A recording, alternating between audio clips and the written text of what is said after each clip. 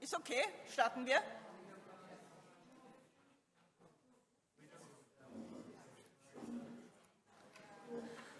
Okay, good morning, everybody here on site and via our live streams this morning.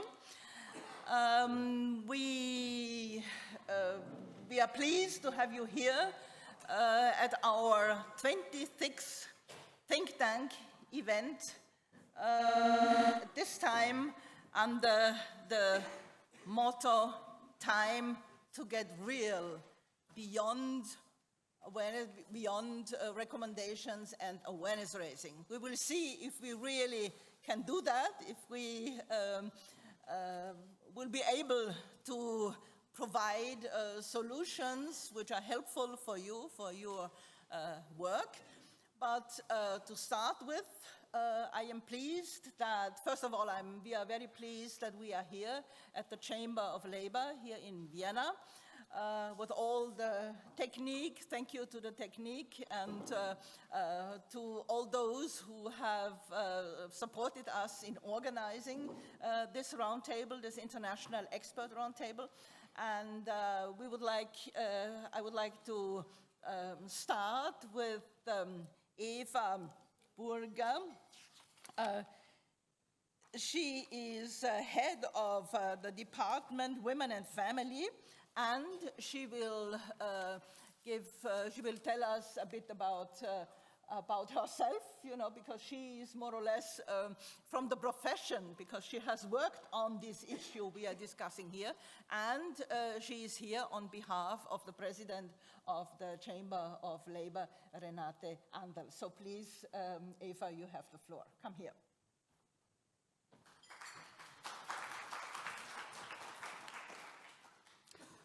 Thanks a lot, Helga Konrad. Thank you so much. And congratulations for reconvening year by year a large group of experts, scholars, institutional experts, strong fighters to prevent and fight human trafficking. That's really, really something amazing that you do. And doing this for the 26th times, congratulations on that. Thank you.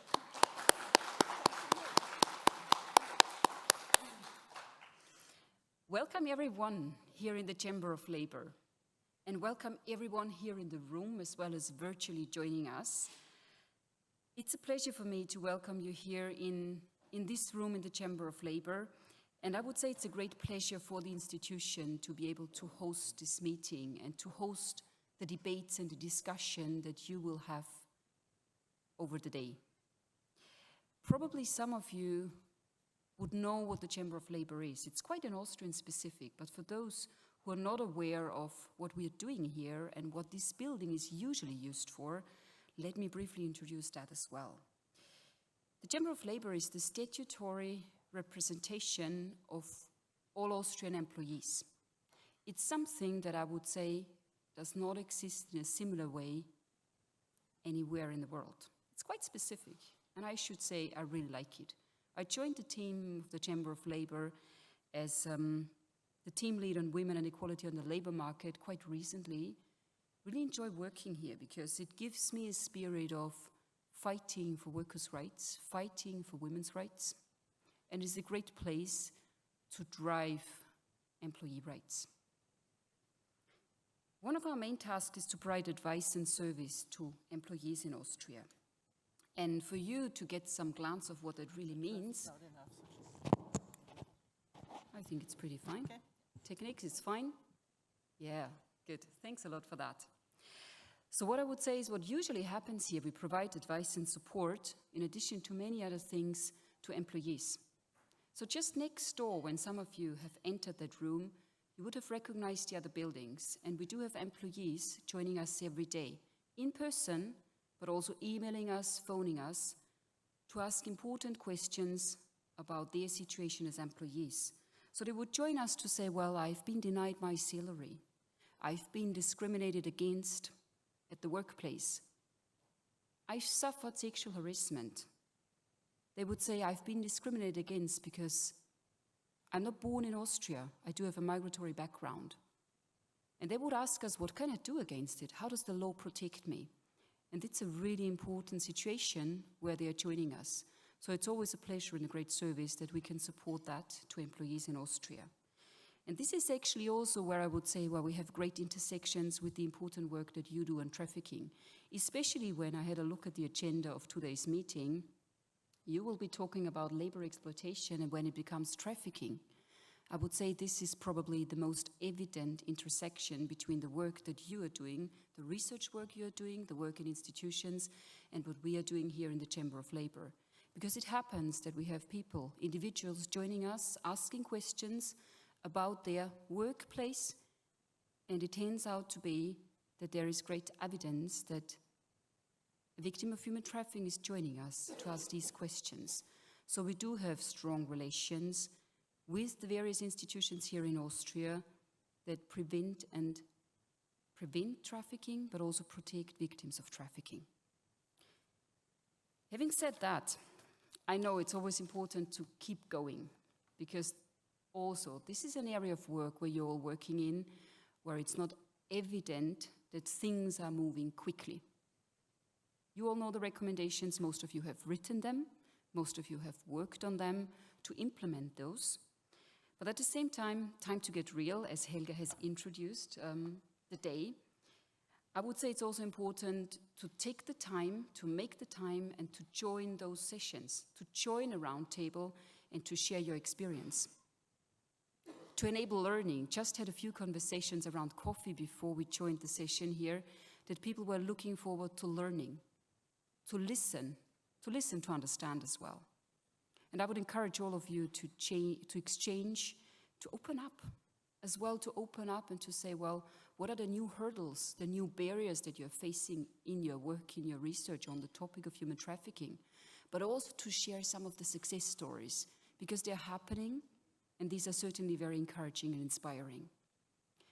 I'll personally have the pleasure to join you for the morning session, and I really look forward to be in touch with many more of you, because I had the pleasure to work with some of you, to work in research with you, to work on specific projects, be it myself as a student to work on the topic, to work in previous positions in an NGO, but also in the public service. So again, just let me repeat you, it's a great pleasure to have you here. The prevention of human trafficking and the support for victims of human trafficking is a great priority for the Chamber of Labor. So it's really a warm welcome that I can extend to all of you here, as well as to all the colleagues joining us virtually. And thanks to Helga again and her team. Congratulations for reconvening the roundtable year and year again.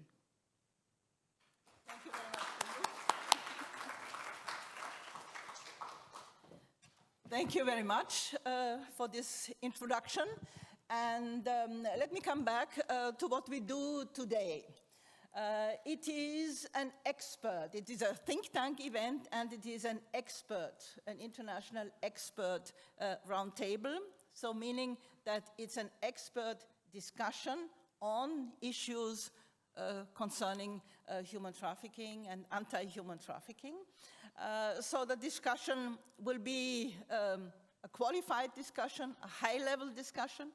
I would like to say it's not starting again and again the basics, but really to look into some problems, and we will see if we can draw the intention of others, of those dealing with anti-trafficking, and if they can follow us. And we have a live stream, one for this morning, another one for the afternoon, and this live stream will remain at our website, but we will also try to send it to those interested in and those who wish and want to use it, let's say, for their conferences or for trainings, etc. This is the idea of the discussion we do today. And as I said at the beginning, it's the 26th expert roundtable already. So from 2010 on, every year we have at least one meeting like this, and we try to exchange and learn from one another. Maybe what is also special is that we have a mix of people saying, of experts, you know, it's researchers on the one hand, it's stakeholders, some more will come later. We will have representatives from the, just to give an example, from the Ministry of Interior, from the Ministry of Foreign Affairs, from the Chancellery and the Ministry for Women. So we have a mixture of researchers, practitioners, so-called practitioners, and stakeholders to discuss how we could move forward in order to come to grips with human trafficking. This roundtable is organized in an initiative. We call it the Regional Implementation Initiative on Preventing and Combating Human Trafficking. And again, thank you very much that we can be here. This is already, I think, the third or fourth time that we are here, and we appreciate very much because the venue is fine, and also during COVID time, you know, we could be here because it's large enough and we have enough space. So thank you very much, and again, thank you very much for the technique to do that.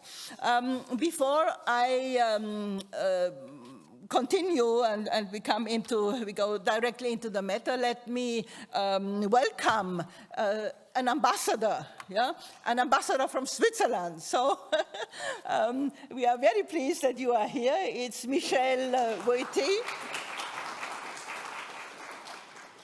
He is ambassadeur de l'Ordre Souverain de Malte. So we appreciate very much, and because of course Switzerland is one of our partners in our fight against human trafficking.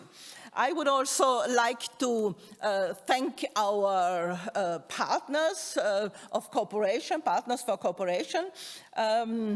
This is because we link up, of course, it's not a national activity only, but we link up with the European Union and beyond, as we used to say. And we are pleased to have Partners for Cooperation like CEPA, the Center for International and European Policy Affairs, if I'm right, and we have the representative here, Peter von Bettlen-Falfi. We work together with partners such as the Vienna Office for Human Rights and WAISHI. We have here the City Councillor of Vienna, Shams Asadi. Welcome, thank you very much. Also, thank you very much for supporting us in the organization of this meeting. We work together with the Urban Forum and also with the Danube Region Strategy, European Danube Region Strategy. So thank you very much for this. And just a short remark, of course, we are also happy that we get the support of ministries. We have the support of the Federal Ministry of Social Affairs, Health Care and Consumer Protection, and we have the support of the Federal Chancellery, especially the Federal Minister for Women, Families and Youth. And we have also the support of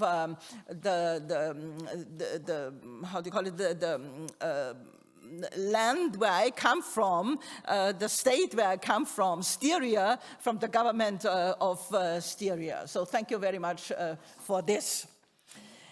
Let me say a few words what we do here. I said it's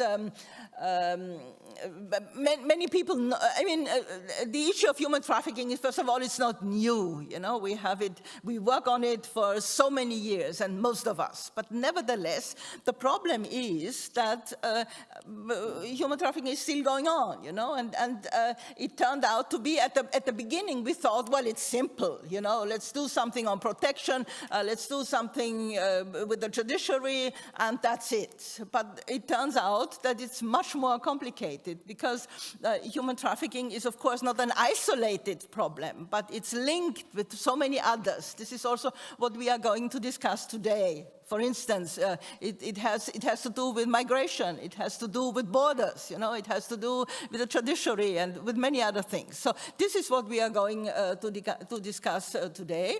And to make it, to prepare it for you and the others, Mike Dottridge has undertaken this horrible work, if I may say so, to compile what we have on monitoring mechanisms, which is rather complicated. And of course, let me also say, I know that monitoring probably is not a sexy issue, but I promise you we will make it sexy today. Yeah? So we will see. So thank you, Mike, for this. This is important.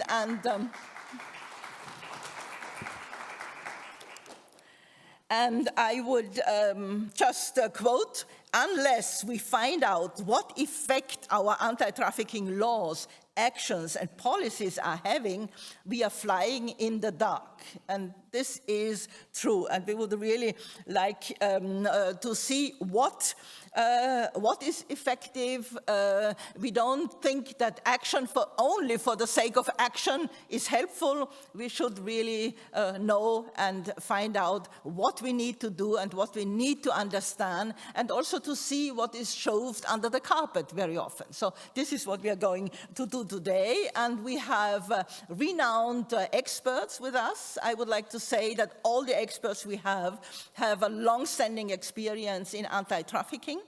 And they have worked with many organizations or in many organizations, but they are invited here in person. So of course, they also work today with an organization, but they are not representing exclusively their organization. But it's experts we chose because they have experience and expertise beyond their immediate organization they work for. This is important because otherwise we would have invited the organizations. Yeah?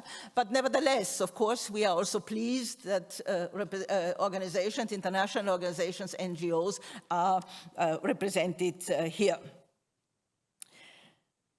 So let me now come to the first panel. I would like to invite Helmut Sachs to come to the podium, Maria Grazia Giammarinaro, Bärbel Uhl, and Kirill Sharapov. Please come here and take a seat here at the podium. The first panel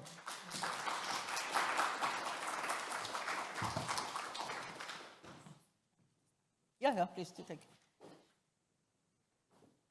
Please, you take a micro. The technique will make sure that it's on and that you can speak like this. So the first panel we thought would be to have a closer look on rights and justice, because in reality, all is about rights and also all is about justice. And these two rights and justice are, of course, inherently linked and independent concepts. You cannot have rights without justice and justice without rights, and we are going to discuss that a bit. And as I said, we would like to check and to see the frameworks in place we have, what effect they have. And in the first panel, we would like to start with looking at monitoring, at independent monitoring. So we will start with Helmut Sachs. I mean, he is well known in Austria, but beyond also. He's a senior researcher at the Ludwig Boltzmann Institute here in Vienna. And for many years also, he has been focusing on children, which is most important. But of course, his expertise goes beyond children and always comes back also to children, because it's very important. So this is Helmut Sachs. And I would like to say a few words on Maria Grazia Giammarinaro. She's also a very old friend. We know one another. You know, when I had other capacities, you know, and you were, I remember you were advisor to a minister, to a Italian minister at that time. But meanwhile, of course, you have done many other things. You know, you have worked, of course, at national level. You are also a judge, you know, which is important for us.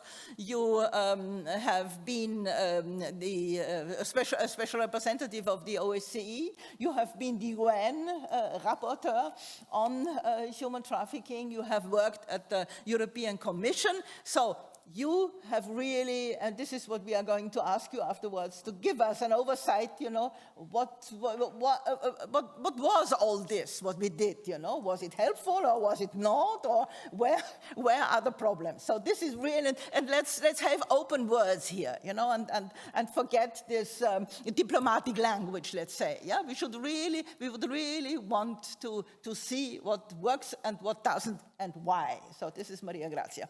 Then we would, of course, also continue, this is not the first time, but we would continue to discuss about data and money. Yeah? This is always, you know, when it comes to the issue of human trafficking, the first thing, well, it's about data, it's about money, and we will see. So we have two experts here who will cover that. So we have Bärbel Uhl from Germany.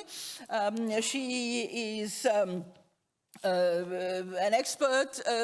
She started, you know, with the NGOs and working with the OSCE in Serbia. You know, she's the author of the handbook on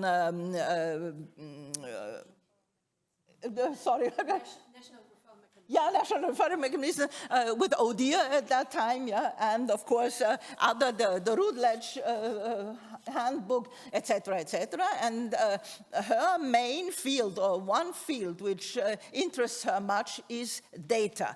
And with data, this is such a problem, you know. On the one hand, people who often have the feeling who do not want to do anything, they would shout and say, oh, we need more data, more segregated data, it's not there. On the other hand, we exploit really data, you know, and we would have a closer look at what can we do, and also, you know, since we have this artificial intelligence, this is interesting in addition, you know, because it has also changed how we get data, what we do with data, how data is processed, etc., etc. So this is Bärbel Uhl.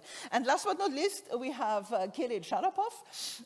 He is a professor at the Napier University in Edinburgh, and he has done a lot of research, also in a very critical way, looking at what is going on at European level and beyond. And he is the one, you know, just to tell us something about money, you know, we would like to know. So, but money is important, yeah, because how it is allocated, you know, and it's not transparent at all, you know. We have no idea how. Every now and then, you know, some organization tells us, well, we spent this money here and there, or we do this and that, but nobody knows, so what exactly, yeah? What is it? And we would also discuss, I guess, whether those who have the money also decide on the agenda, yeah? And what this means, you know, because this is not always exactly what the problems are and what we want and what we mean. So this is the first panel, and I would immediately start with Helmut Sachs, and I give you the floor for your statement of how you see the problems. Yeah? Please. Thank you. Thank you, Helga. Is it working? Yes, perfect. Thank you for the nice introduction, and thank you also for inviting such a nice group of people every year to Vienna. It's always a pleasure to be with this think tank group. And thank you also for selecting this topic of monitoring in the context of accountability, which sounds like a heavy one. Yeah, it's about structures, it's about mechanisms, it's about effectiveness, and altogether that sounds a bit boring probably, but I hope I do not spoil the party with my coming comments. Also, the title of the first section is a quite bold one. So it's about no rights without justice and no justice without rights. And I would add no justice without effective protection of rights. So to add a bit of a quality element to the discussion we are leading today. I'm not talking about the rights in the books, in the international conventions, EU directives, in complex legislation or national referral mechanisms, but it's about justice and rights on the ground for those trafficked and exploited.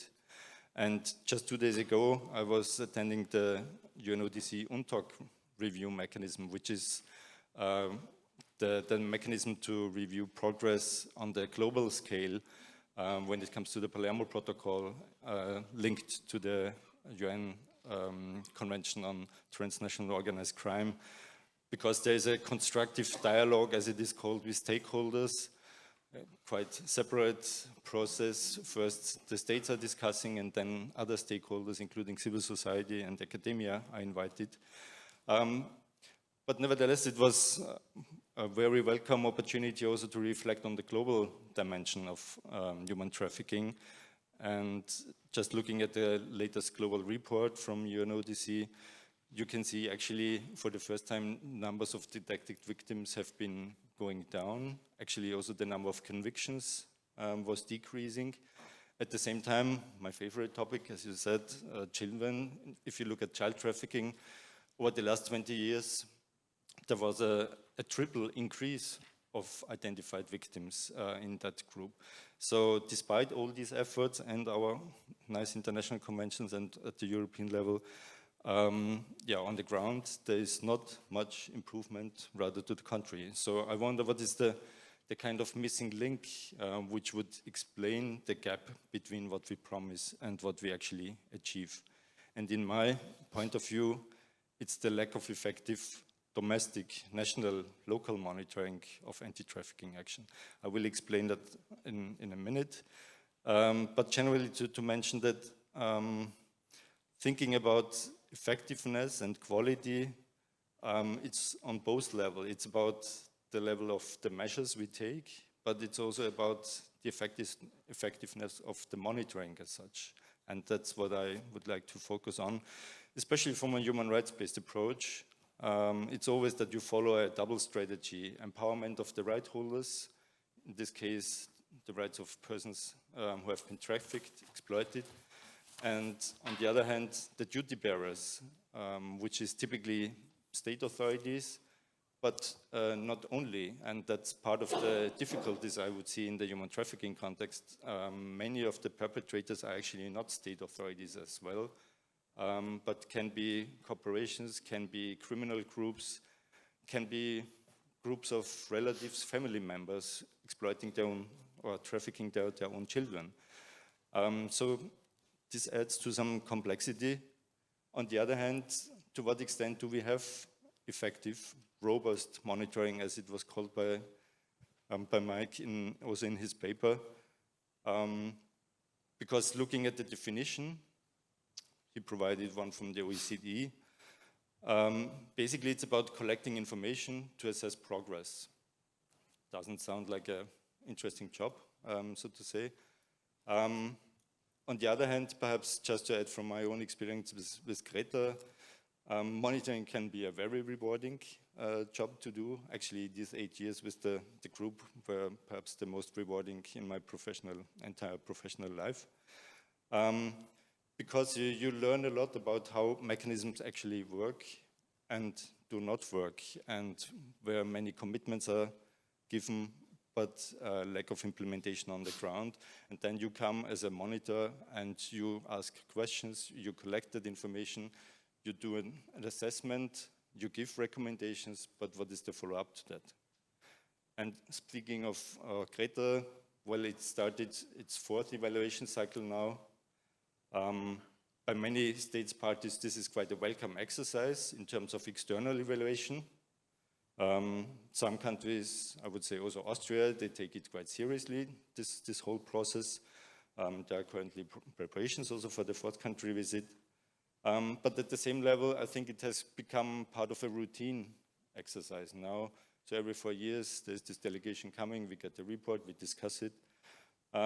So the question is it enough to just get this long list of recommendations every 4 years from a body coming from the outside? Shouldn't there be an interest by our domestic actors, like speaking of Austria, the Austrian authorities, stakeholders, to know better what works and what not?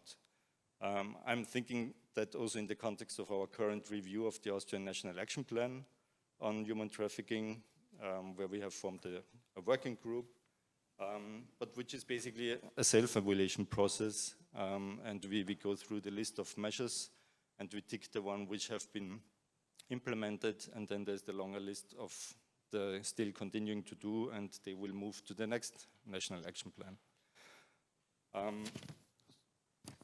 So in my view, there should be a strong interest also on the domestic level to get a more thorough understanding of the effects we produce with all that kind of documents. I think there are 3 aspects where we can start the discussion about what to monitor, about how we monitor, and about by whom we should actually do the monitoring. What to monitor? Well, obviously that's about the anti-trafficking measures. And one typical example is national plans of action or the implementation of national referral mechanisms, or specific policies, or how the non-punishment principle is included. Or one of Greta's favorites always have been awareness-raising measures, because in many countries, governments report all kinds of training activities and sensitization campaigns, but there's typically little evidence of has this led to higher numbers of reported cases, identified cases, or not. But my concern is especially at the national level and also at the regional, the subnational level, including the local level, because in many countries, assistance services to victims of trafficking are provided by municipalities at the local level. I still recall Sweden. I think they have more than 100 municipalities, and they need to coordinate their activities also when it comes to trafficking assistance to trafficked victims, trafficked persons. Also thinking from the Austrian perspective, when it comes to children again, like currently in Austria, we are reviewing our guidance document for identification and referral of children. It's basically a competence of the lender, of the regions, not of the central government. So, well, we at least have 9 regions in Austria which also need to coordinate and to cooperate when it comes to effectively protect children.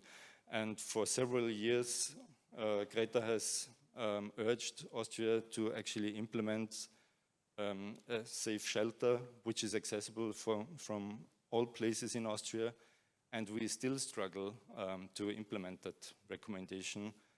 We have developed concepts. There are possible service providers available, but nevertheless the funding is an issue, and funding is linked to competencies, and yeah, there is no clear political will at the moment to actually provide such shelter for children. On the other hand,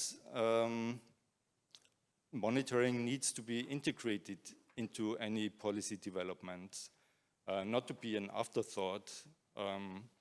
And that's often a challenge, fortunately not in another project where I'm currently involved, which is about rule of law in North Macedonia, where we will develop a national action plan for children's rights in that context, so it's not about trafficking.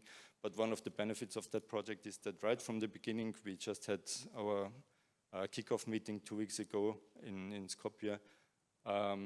Monitoring is an integral part of it, so we have both discussions about what we want to implement in such an action plan, plus how we actually are going about the monitoring. Of course. So what would you suggest, as a concrete measure? What could we do? Well, first of all, to have that kind of awareness. I've seen many action plans where there's at the end a section which says, perhaps just a paragraph, and there should be some cross-sectoral working group which will then coordinate and monitor the progress of that action plan. And that's clearly not working. If there's no political will at the beginning to also think about some effective structures which will ensure that such cross-sectoral cooperation is actually working, which includes a mapping of relevant stakeholders, because typically, also like in North Macedonia, you have an ombudsperson, you have 5 or 6 strategies on different aspects of juvenile delinquency and violence against children and sexual abuse and Roma strategy, and everyone has some mechanism. But if there's no clear understanding what kind of added value would have such a general child rights action plan and how to monitor it effectively, it will fail from the beginning. Okay, So, let's stop here for the moment, or do you have something more? yeah, if I may, because okay. just a few aspects about how to monitor, just to continue that, I think that's also one of the weaknesses, that we lack effective indicators for actually collecting the information, which we will use as a basis for our assessment. That's of course also a role for research to play.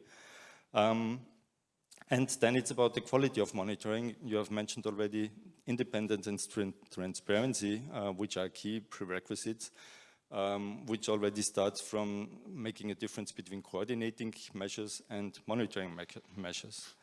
And then there's the question of making monitoring itself accessible and self-reflective. So also to monitor the monitors is certainly an important task, and also to get the feedback from those who actually should benefit from the measures. Like in North Macedonia, we think about how to involve children in the monitoring process.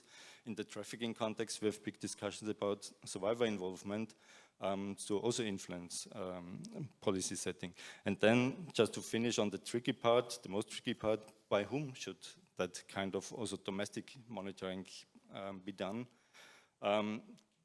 Clearly, there are the state authorities, the duty bearers, and it's important to have self-evaluation processes and to have oversight mechanisms in place. But when it comes to independent assessments, there are some limitations to that. An extra discussion would be how to actually involve corporations in such monitoring process. And we have EU developments at the moment about human rights due diligence and supply chain. I think that's also one important aspect to include. We also have clearly NGOs, civil society, doing an important monitoring role as critical watchdogs. But one issue is about capacities. Filling out all these questionnaires is quite a struggle. We have discussions about the shrinking space to work for the work of civil society organizations was also an issue at the global level just recently, that it's getting more and more complicated and difficult, and more threats against civil society by state agents, which makes such effective monitoring difficult. And on the other hand, just to mention this challenge that many NGOs, victim protection organizations, at the same time are service providers. So they have a state mandate, to some extent financed by the state also, to provide services to victims. Which might also limit the possibilities to actually critically reflect on that. They are doing a great job generally, but just to mention the challenges as such. And then we have the national human rights institutions, like ombudsman institutions, and in the trafficking context, national rapporteurs as one of the mechanisms. And I think that's one of the weaknesses in the system, especially on the national level. We always have reference to Netherlands and to the Dutch national rapporteur. We now have a mechanism in Germany. We have some similar mechanism in Ireland, but this is a few examples only. It's rather the exceptions to the rule of not having effective, independent, national, domestic monitoring. So that's what I would like to conclude with, that this lack of domestic monitoring is, in my view, one of the key missing links in this discussion. While there is so much limited progress, actually, we cannot just rely on CRETA and external country visits, or can be by the OSCE, etc. Like with all other human rights obligations governments have, it's primary government's obligation And so on the domestic level, there should also be that kind of effective mechanism. Otherwise, our anti-trafficking work will not be made more effective in the future. Okay, thank you very much for this moment. By the way, you can always, you are invited, yeah, to intervene, and if you have a comment, if you have a question, if you want to know something. So, but let me just repeat. So, at national level, you plead for having an independent national rapporteur, yeah, which needs to be established. I mean, there are some examples we can learn from, but this would be the most important thing, and we would have to see who can do that and how. Yeah, so this would be a concrete measure. We should really, not only in Austria. I mean, you spoke for Austria, but there are so many other countries. You know, many countries pretend to have a national rapporteur. I believe it's not. You know, I used to say there is only one real one, and this is the from Netherlands. Yeah, but maybe there are one or two others. But really, in reality, this is the fact. So we will see if this is possible, and we should really promote this. Okay, let me continue with Maria Grazia Giamarinaro. So what is your experience? What are the challenges? You're looking back, you know, I mean, of course, a lot of things have been done. We all have done a lot of things. What worked, what didn't, and what needs to be done from your perspective?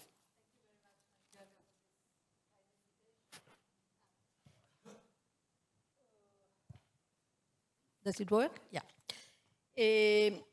So based on my experience, I would say to evaluate, to assess the effectiveness of a monitoring system, we have to think, first of all, what is effectiveness?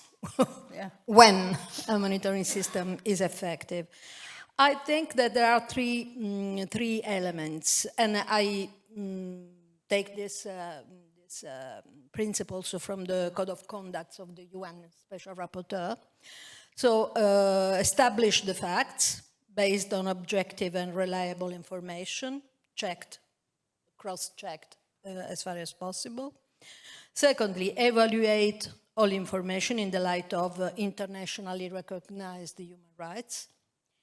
And third, help, encourage states to strengthen their capacity to comply with their human rights obligations. So I think that there are three elements: analysis, evaluation, and cooperation, recommendations aimed at strengthening the capacity of states, which are, of course, the primary duty bearers, but I agree that there are other stakeholders in charge.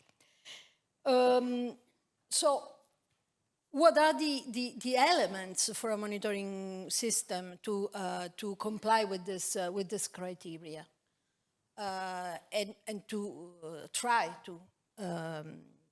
to reach these objectives? I think there are, again, three elements. One is, of course, independence, and I agree with Helmut Sachs and with Elga that this is the missing link. Maybe we can say a word what we mean by independent, you know, because very often this is not understood what it means, you know, independent. Yeah? Independent means that no government, no other stakeholder can give instructions to this body. And this actually, the vast majority of national monitoring systems are not independent, which means that they can, of course, establish facts with a certain level of objectivity, but not evaluate facts in a really independent way. And to address government with critics, with criticism, suggestions, and real recommendations for change. The second element is a reliable source of human rights obligations to refer to in terms of evaluation. And third element, staff and resources. Of course, as I said, at the national level, we have almost a complete lack of really independent mechanism. At the European level, the Commission has established a coordinator, but not an independent body, although the Commission carries out an overview of the implementation of its directives. But we cannot call this a really independent monitoring system. A particular system is the OSCE Special Representative and Coordinator, which is not independent. The representative of the OSCE is an intergovernmental organization, and the special representative is the representative of participating states. However, I have to say that the special representative has a certain level of autonomy, but another problem is that the source of human rights obligations is not a binding source, because it is about commitments, voluntary commitments of participating states. So there are at least two big issues concerning this mechanism. Of course, Greta is the best we have, because all the three elements are complied with. The legal source is the convention. The Greta is fully independent, and there is a certain level of investment in staff and resources. The UN special procedures, special rapporteur on trafficking and slavery, occasionally also working groups such as the working group on discrimination against women and girls, issuing a very good statement recently on sex work. Your micro a bit, so I don't Yeah. know if the others can.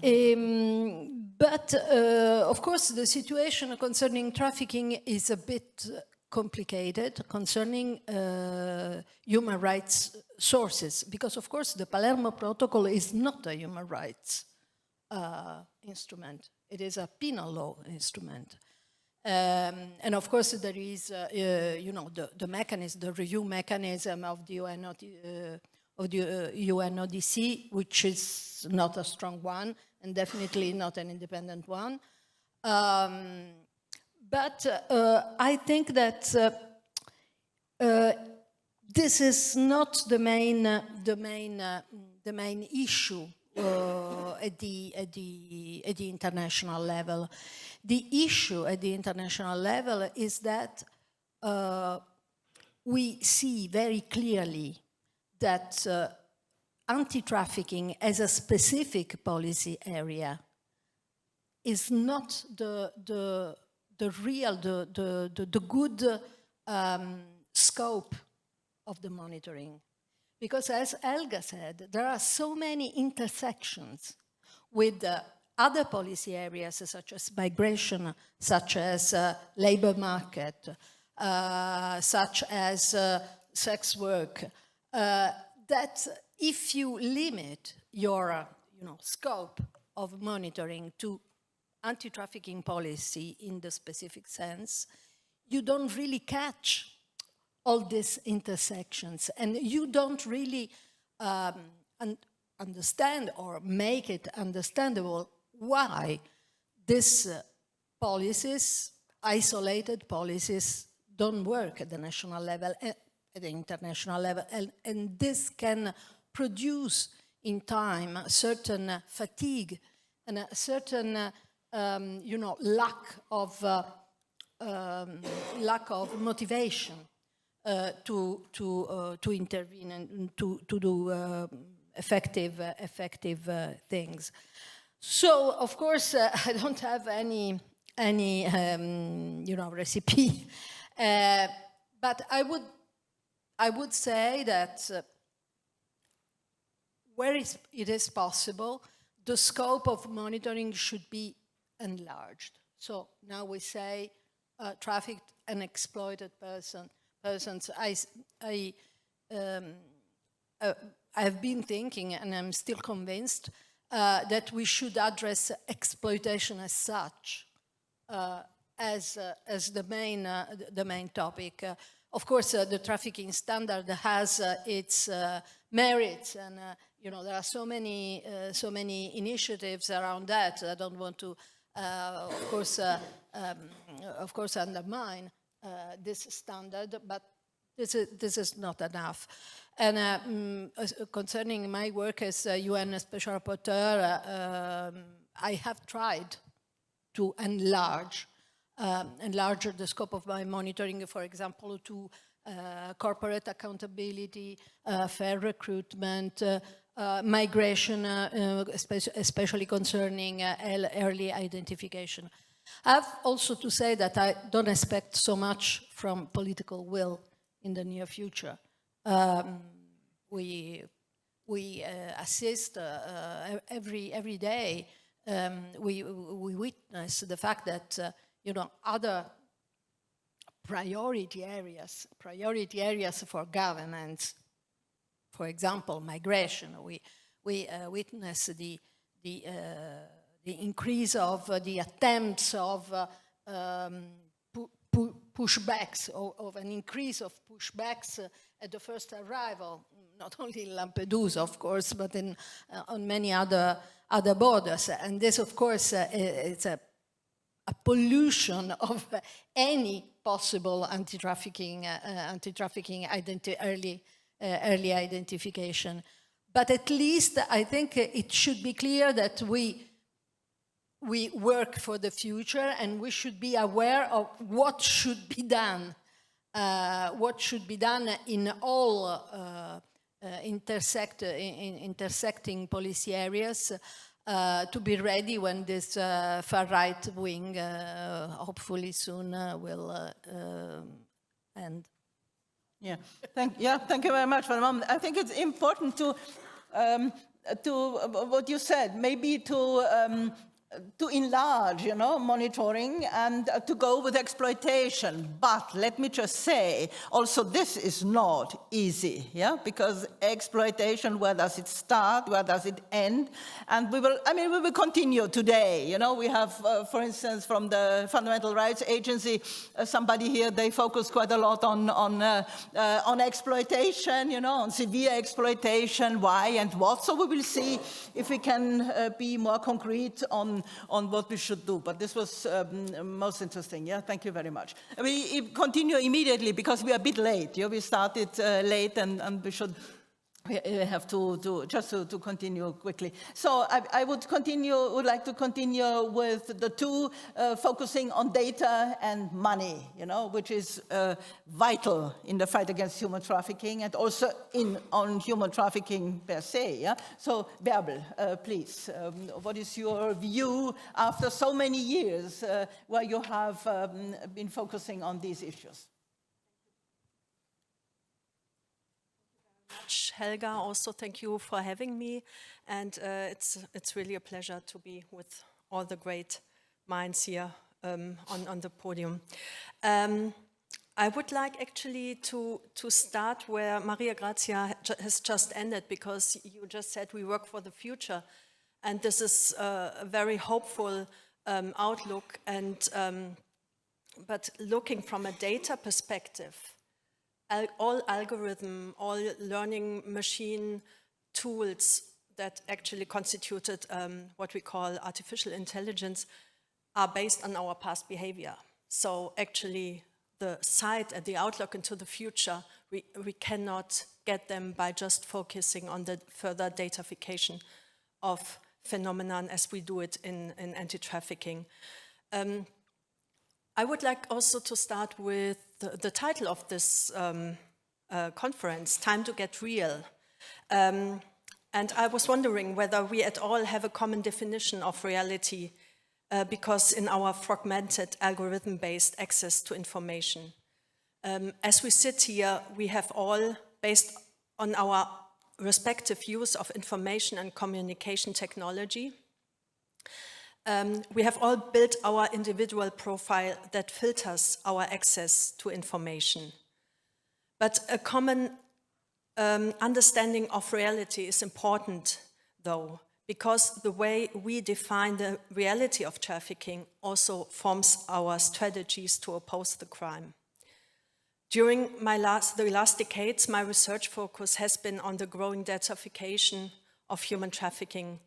The beginning of the datafication endeavor of human trafficking may be dated back to the drafting of the EU Ministerial Declaration in 1997, the so-called The Hague Declaration. It was a soft law document, but being a ministerial declaration, the Hague Declaration came with strong political weight into the anti-trafficking discussion in Europe in the 1990s.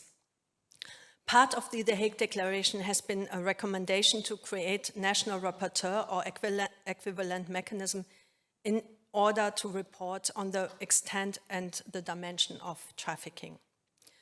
With the Hague Declaration, trafficking was on the political agenda, but data collection became an integral part of anti-trafficking strategies, which, for example, was not the case with the phenomenon of gender-based violence. Their datafication and national rapporteur mechanism were not being discussed. However, the existing data on its extent, the numbers of victims and perpetrators still remain uncertain. The case of human trafficking documented in the established national rapporteur mechanism during the 2000s and 2010 years remained far under the estimated numbers on a European and global scale, and was not comparable to the often used framing that trafficking is the most profitable global trade after drugs and weapons. This was a slogan that was very often heard in the last 20 or 30 years. This empirical gap in evidence was posing a dilemma not only for us as human rights communities. The dilemma of the data gap from a human rights perspective has been that people could have been banned from the access to justice as they have been categorized as irregular migrants rather than victims of trafficking. From a security political point of view, the gap posed a threat to the potential dispersion of transnational, national or local groups of organized crime that might have remained undetected and unprosecuted. During the last 20 years, in all major anti-trafficking political documents, and Helmut was already referring to it, reports, directives, recommendations is issued by the UN, the Council of Europe, the OSCE, the EU, there was a common ground. We need better data. If we only knew more about victims, perpetrators, the extent of trafficking, more effective policies could be elaborated. This at least was the hope. The quest for more data is therefore comprehensible, but it comes with a lot of risk and challenges, not only for marginalized groups, but also for us as societies and also for us as democratic societies. I would like to address some of the challenges at risk. First, when we stay in the area of anti-trafficking, the right to privacy for trafficked persons, but also in a larger scale. And we just learned we have to look to understand trafficking from a larger scale. Another risk is data racism and also the interoperability of existing database. These are the three risks I would like to explain a bit further. So the right to privacy for trafficked persons. Victims of trafficking, once they are identified, have legal rights to protection and residence status. In many countries, we observe the practice to register victims as part of the national reform mechanism procedure so that governments have access to personal data and identity of victims. As a result, the right to privacy and anonymous counseling may be threatened. This is what we also covered with our Date Act project 10 years ago. Second, data racism. Once databases on victims of trafficking are being installed, the algorithm categories remain intransparent. As the European Network Against Racism, ENA, criticizes technology-based systems used by European law enforcement and border guards because they are overly and disproportionately collection of data of marginalized population, such as people of color, irregular migrants, and non-EU citizens. ENA further highlights the predictive policing practice that includes geographically based data racism. As a consequence, geographical sites inhabited by a high number of marginalized populations are more in the focus of prevention measures of the police. So analog racism is being translated without opposition into the algorithm of databases. Another challenge is enhancing the information and communication technology-based data basis is related to the almost unlimited interoperability of existing databases. By combining existing data sets, more sensible information on marginalized populations can be developed. PICUM, the Platform for International Cooperation on Undocumented Migrants, highlighted this risk in a study on the recently installed EU information system that is called Common Identity Repository, CIR, that enables the combined access for EU law enforcement and prosecution agency to the existing databases like the Schengen Information System, the Visa Information System, and the Entry-Exit System. PICOM criticizes this newly established shared container for identity data that used to be separate from each other due to data protection provisions, but it is not anymore. Also, the EU, namely Frontex and the EU LISA agency, it's called Operational Management of Large-Scale IT Systems, awards hundreds of millions of euro to private tech companies to maintain and operate those databases, such as the Entry-Exit Schengen system and the Schengen Information System. Their modus of operation, the modus of operation of this private tech company, the application of data protection provisions and their use of algorithm are not transparent, even though the results of their operations has a huge impact on the lives of millions of undocumented migrants, refugees, victims of trafficking, and other marginalized groups. A research team around the UK-based Professor Claudia Aradau from the King's College stated in a study that public security is being facilitated by private technology companies and calls therefore for the development of a transdisciplinary methodology in order to make datification of the EU border intelligible. I would like to conclude.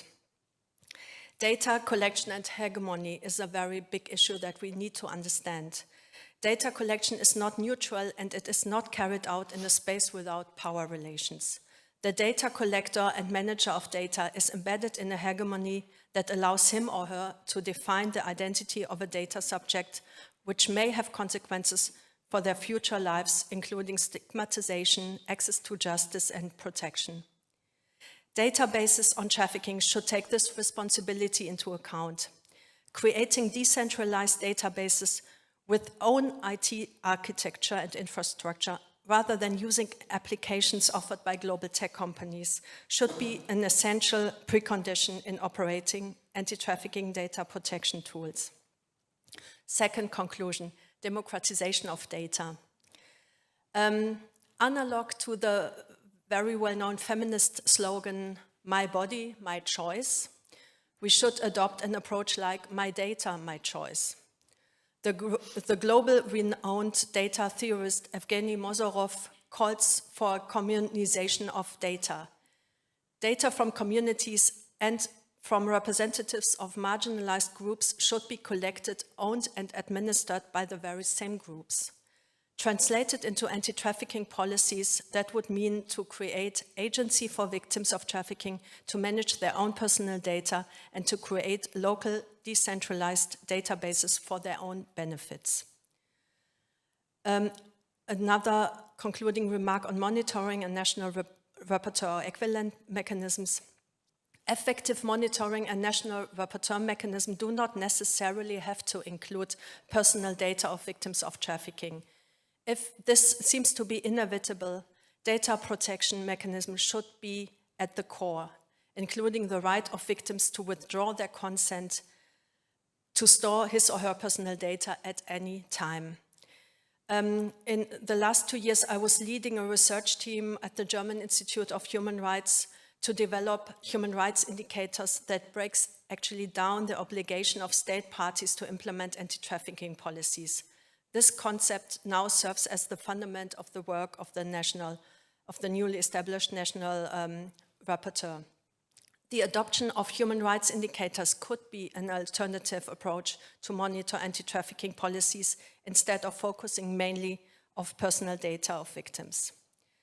The information and communication technology poses enormous risks to our privacy, autonomy, and democracies. We have seen not only disinformation campaigns before elections, but we also have seen disinformation campaigns, for example, against the Istanbul Convention in a lot of European countries that actually ended up that a lot of countries withdraw their ratification. It gives us as well, but information and communication technologies gives us as well huge opportunities to interact, to organize our communities, and to build public spheres in which voices of marginalized populations can be heard. If we think about technology-based strategies, we have to take into considerations both the opportunities and the risks. As a result, we have a lot of work waiting for us. As Dorothea Czarniecki pointed out in her study on the digitalization of trafficking, there's a lack of a globally accepted legal definition of cybercrime, and until now there's no specific international jurisdiction related to cybercrimes. Moreover, if we think about anti-trafficking legislation, we should also consider EU and Council of Europe data protection provision and the Budapest Convention on Cybercrimes as an integral part of our anti-trafficking endeavors. And last but not least, one of the many outcomes of our Date Act project nearly 10 years ago stated that new alliances should be created with critical data scientists and data protection activists as part of a larger anti-trafficking community. IT literacy and knowledge is not anymore something that would be nice to have, but a precondition in our human rights work. Thank you very much. Yeah. But I mean, we see how complex and all this is. And of course, we should establish something because we see the problem, but we don't know how to intervene, and what to do because this is so powerful, It's and it was exacerbated, by artificial intelligence.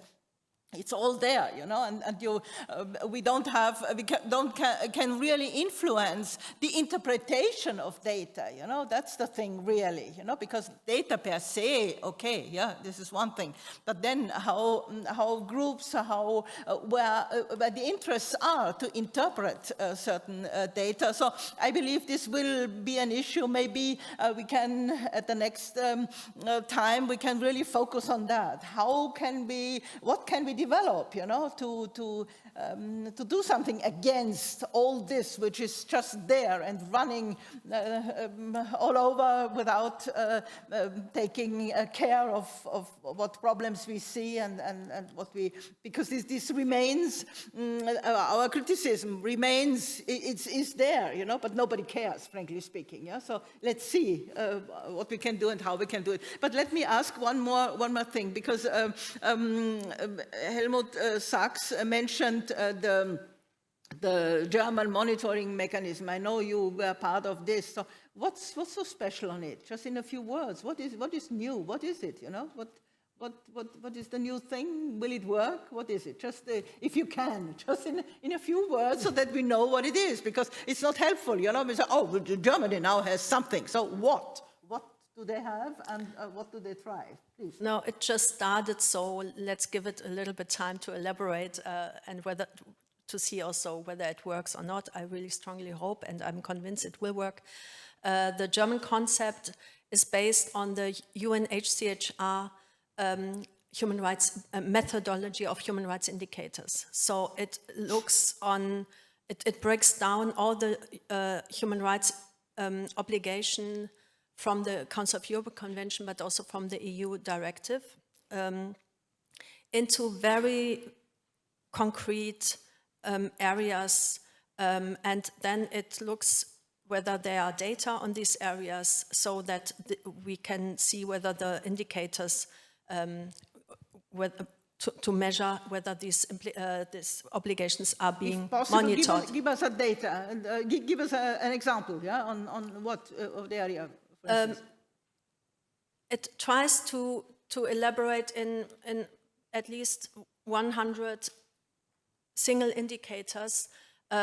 For example, if the right to protection is being fulfilled, then it looks in which areas, in which communities there have access to shelters, how many places are in the shelter, do cooperation agreements between law enforcement and NGOs exist so that people are being referred to those shelters. So it's a very detailed area, therefore it took so long time to elaborate this and to develop these indicators.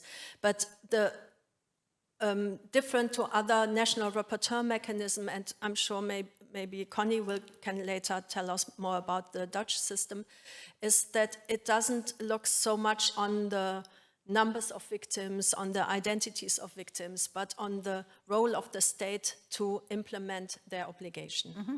Okay, yeah. Thank you very much. I just would like to add one thing, because later on we will also hear Claire Healy, and she does some research on trafficking, she calls it trafficking prevalence research.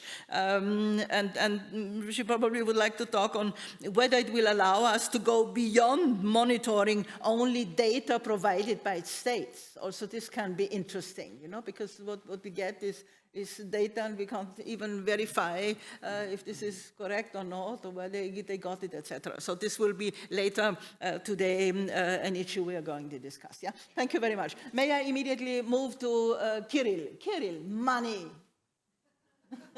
Thank you. Thank you, Helga, for having me here. We all know that the anti-trafficking industry, as a field, and some described it, well, anti-trafficking, and some described it as anti-trafficking industry, is an expanding sector.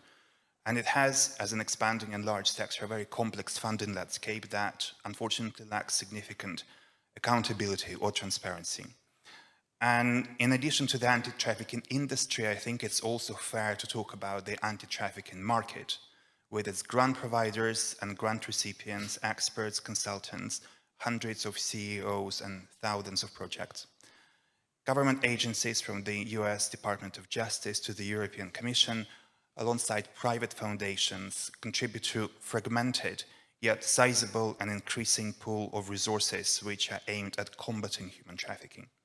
For example, the US State Department of Justice increased its allocation from $87 million in 2021 to $90 million in 2022.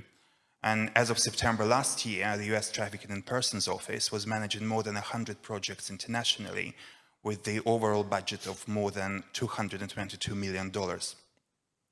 Similarly, the European Commission has been an active contributor, allocating over 35 million for anti-trafficking projects between 2014 and 2020, and providing additional 13 million in 2022 through Asylum Migration Integration Fund and the Internal Security Fund. Private foundations are also significant players, although we have less data on their contributions. The Freedom Fund, for example, allocated $13.8 million in 2021. Operation Underground Railroad, a US-based group famous in inverted commas for, let's say, unconventional anti-trafficking methods, including using a psychic medium to rescue alleged victims of trafficking, or dragging alleged victims out of brothels, sending tweets at the same time. So its funding jumped from $1 million in 2013 to nearly 40 times in 2021. This proliferation of funding sources and lack of centralized oversight contribute to the challenges of measuring effectiveness of anti-trafficking initiatives. In the past, when human trafficking was, in inverted commas, rediscovered 20, 30 years ago, most of the money for these efforts came from government sources. But recently, and in response to the new rediscovery, in inverted commas, of modern slavery, private donors have been stepping up. And that includes not just individuals, but also foundations, trusts, and companies.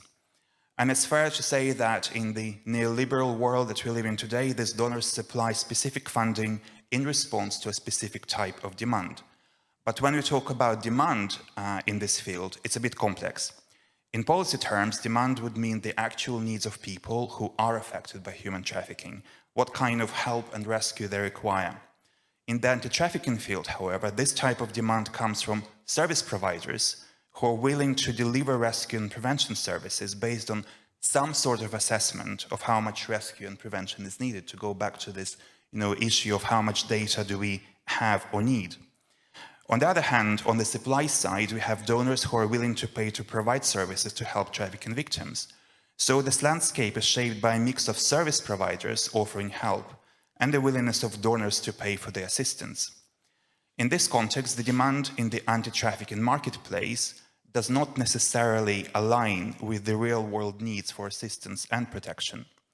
Measuring these needs with precision is a challenge. There are vastly different estimates. For example, some private foundations would claim that tens of millions of modern slaves live across the world, whilst the European Commission records around 7,000 victims of human trafficking in the EU annually. Despite these disparities, funding to combat human trafficking has been increasing. And the question is, what is driving this increase? Is it an actual surge in the number of people who meet the narrow criteria for being considered trafficking victims? Or does it reflect a donor-based approach? In other words, are funds guided by those who have reached a certain threshold, in inverted commas, of suffering? Or are they more influenced by the moral or immoral and strategically ignorant yet permitted stance of donors, both private and governmental, who view humanitarian aid or rescue missions as a convenient tool to signal some sort of commitment to human rights, rather than addressing the underlying causes of human trafficking, widespread exploitation of labor, and increased global poverty? In July 2023, the UNDP reported that 165 million people fell into poverty between 2020 and 2023. According to the UN report, addressing this surge in poverty would cost just over $14 billion, a minuscule fraction of the global GDP in 2022. Just this morning, there was another report issued by UNICEF saying that 43 million children were displaced globally because of climate change over the period of 6 years. But poverty is relevant. In the UK, for example, most people live on more than $3.65 per day. However, 1 in 5 people in the UK lived in poverty in 2020-2021, which equates to about 13.4 million. So the danger here lies in how the anti-trafficking industry can divert attention from these broader issues. It often acts as a superficial solution, making up for a lack of political commitment to address labor exploitation and reduce poverty levels. Supporting anti-trafficking initiatives allows governments and private donors to focus on narrowly defined groups of victims, usually those most affected by racialized border regimes and systemic exploitation conditions. And this focus conveniently absolves them from addressing more challenging systemic issues, such as taking in a large number of refugees or ensuring that labor and human rights are upheld universally.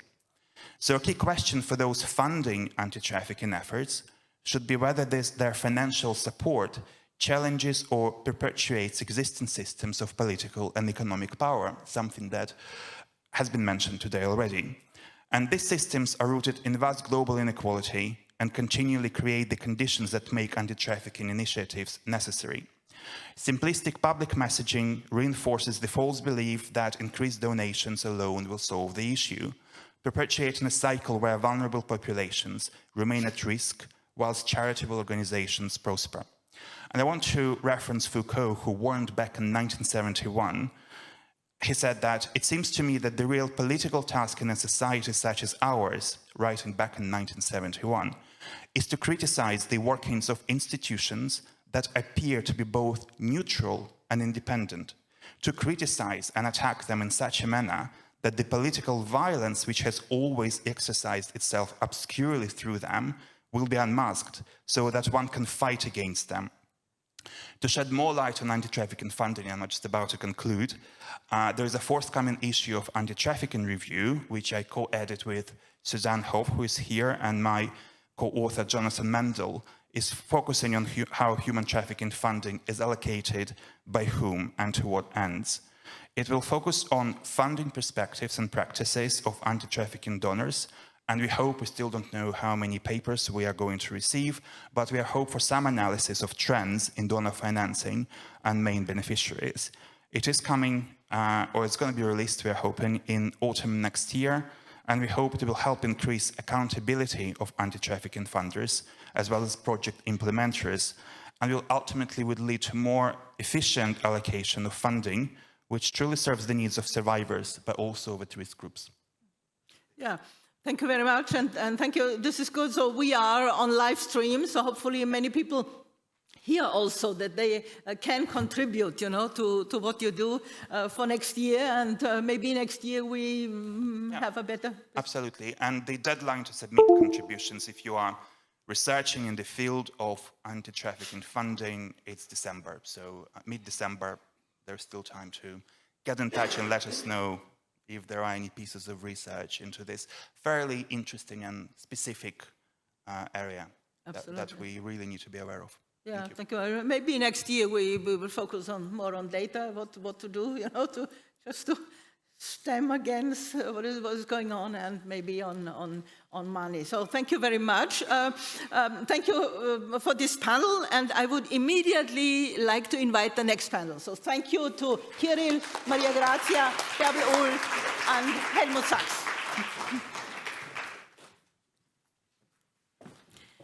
I would like immediately invite the next panel. Mentioned already this morning human rights, the importance of human rights, and the next panel will be on human rights. We called it Advancing Human Rights, or the question is Shaping the World as You Want It. I mean, there is a tendency, we all know, that human rights, that some people think, well, what we mention all the time, human rights, this is exaggerated, partly outdated, yeah? They are contrary to political decisions, they hinder development and problem solution, etc., etc. So this is what we are going to discuss with the next panel. I would like now to invite Manfred Nowak to come here, Connie Rieken, Valentina Carraro, Tetiana Rudenko, Claire Healy, and Ludovica Bamfi. Please, I hope it's 6, yeah. So Manfred Nowak, he's also well known. He was the UN Special Rapporteur on Torture and had many other positions. He's a professor at University for Human Rights in Vienna. And he's now still for many years the Secretary General of the Global Campus of Human Rights. And the idea is to ask him why he thinks that human rights should not be subordinated to state or other interests. Then we have Connie Rieken. She's researcher. She's also the new rapporteur, national rapporteur in the Netherlands. We will hear later on about that. She's professor at the University of Tilburg, and with her, we would like to discuss a bit securing human rights through criminal justice. And we put a question mark, so we will see what this means. And then we have a second part, like to have a second part. We had the heading, the question, do many cooks spoil the broth? You know, this is we borrowed this from a proverb which says that if many people get involved, you know, it gets more complicated or more confused on everything. So this is what we would like to find out and to see, because this has already been mentioned today, there are organizations having their own, let's say, their own monitoring mechanisms. So the OSCE, for instance, Tatiana is here, Claire Healy, she worked with ICMPD.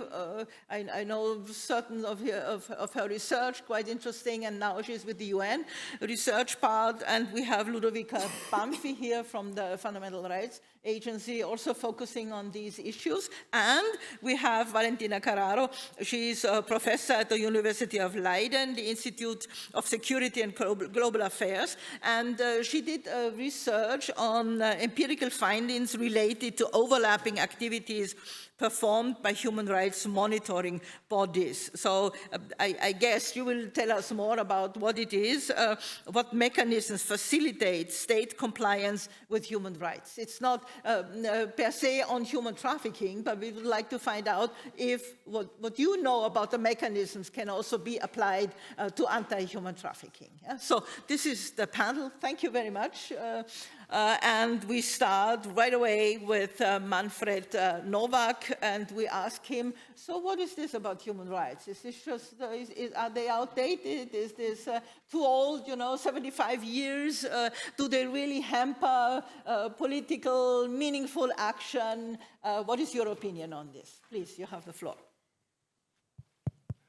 Thanks very much. A very easy question here. I was wondering, when I was listening to the first panel of persons, experts really involved in monitoring trafficking, and then at the end coming to the anti-trafficking industry and how much money there is in, and kind of so many different bodies monitoring, and in reality, the situation is not getting better, or to some extent even worse. So I would like to look from a different angle. I would like to look into kind of what I see as the root causes.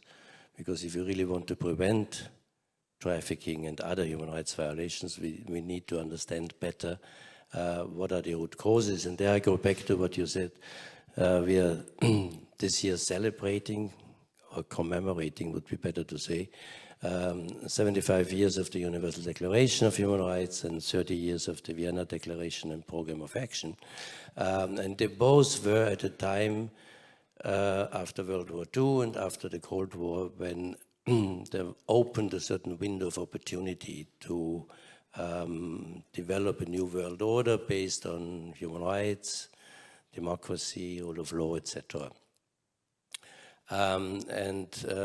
After 1989, we really believed in that when we were organizing the World Conference and with more than 1,500 NGOs, and we also reached certain goals, not only the Office of the High Commissioner for Human Rights, but also the first declaration on violence against women, Special Rapporteur, etc. It was a time of hope. And why now, 30 years later, we are in the deepest crisis of human rights, of environmental protection, of democracy that we have had since World War II. So it's the whole post-World War II architecture. Is it breaking down? And in my opinion, the kind of, and I think Kirill already referred to the neoliberal world economic system, is kind of the root cause of most of those problems, and they are all interconnected.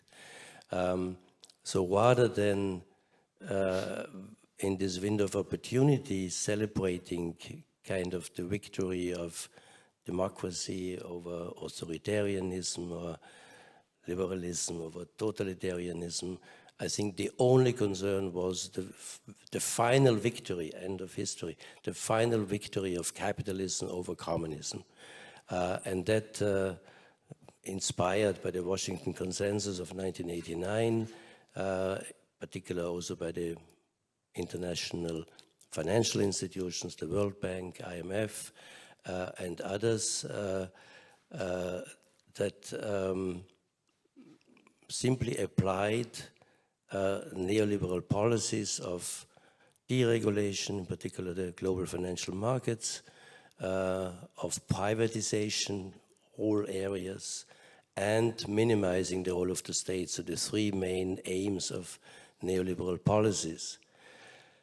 And that led to, on the one hand, an enormous increase in global inequality, economic inequality, both between states, but also within states. But it also led to the minimizing of the role of the state, the structural adjustment policies, etc., to weak states, failing states, and many failed states.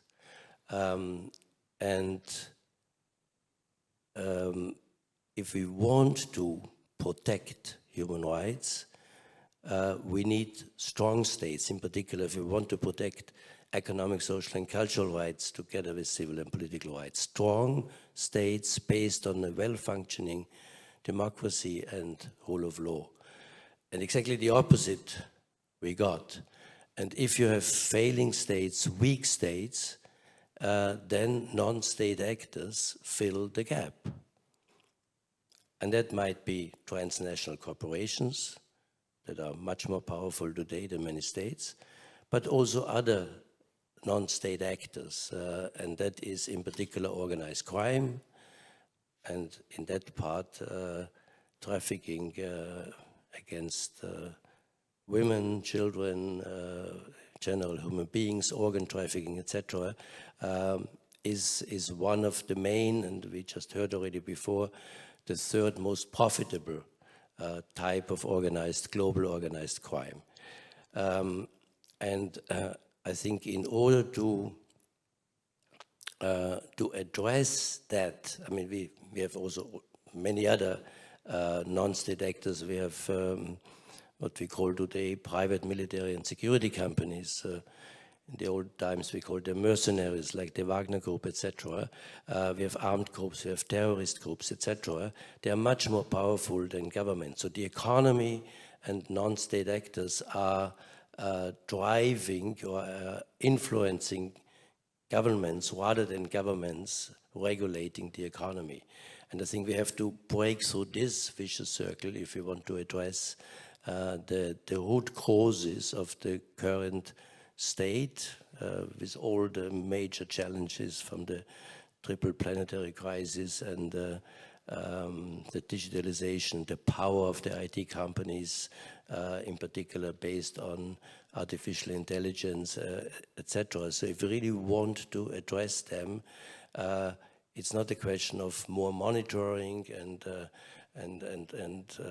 what we need is really to have a radical reform of the current global economic system so that states are again more able to control non-state actors, which are today already in many parts of the world more dangerous for human rights than government. So that's a little bit contradicting to what I should actually say, where human rights must not be subordinated to state interests. I would say we would need well-functioning governments based on democracy, rule of law, in order to combat human rights violations by non-state actors.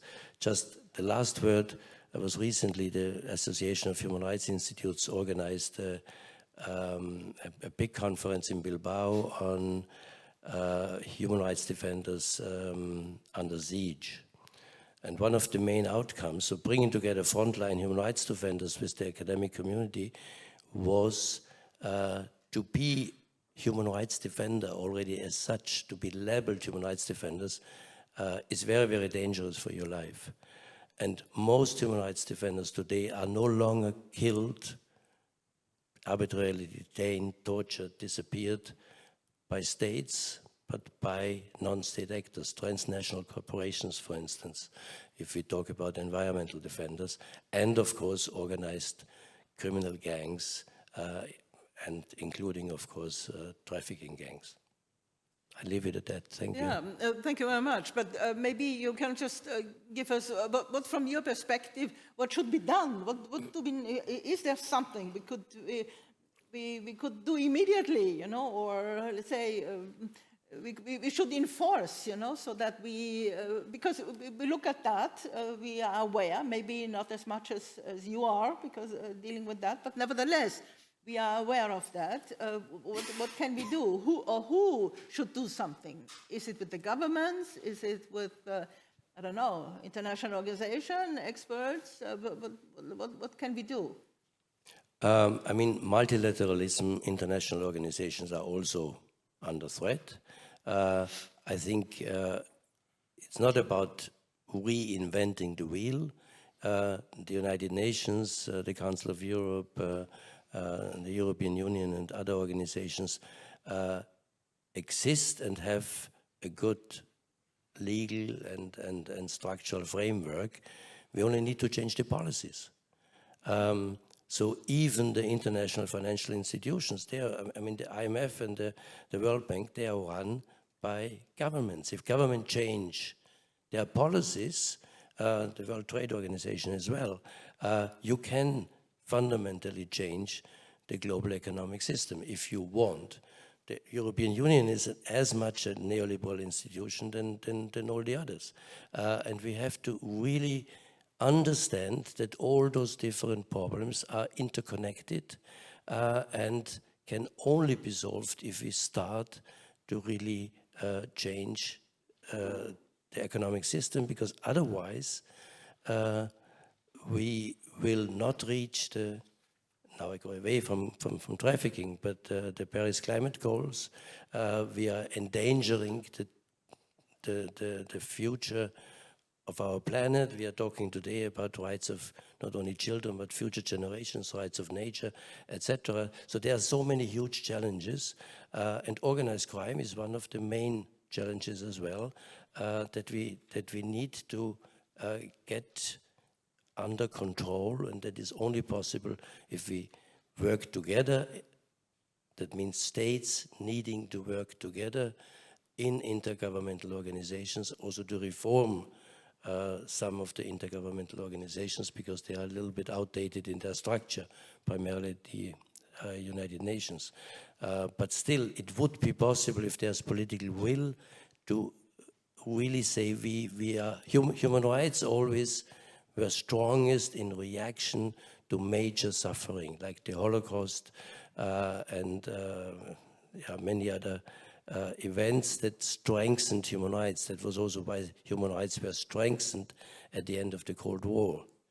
How much do we have to suffer in order to realize that we needed a new era of human rights?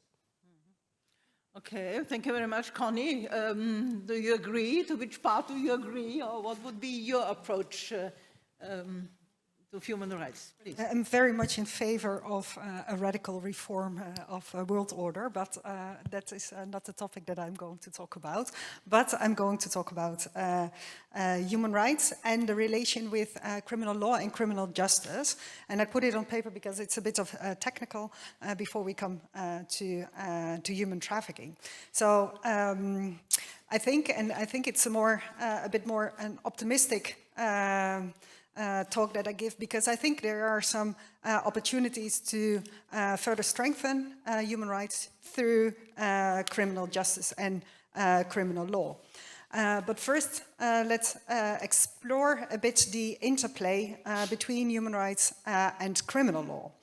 So what we see is that a merely human rights-based approach to human trafficking is not, or not necessarily, an effective way of combating human trafficking.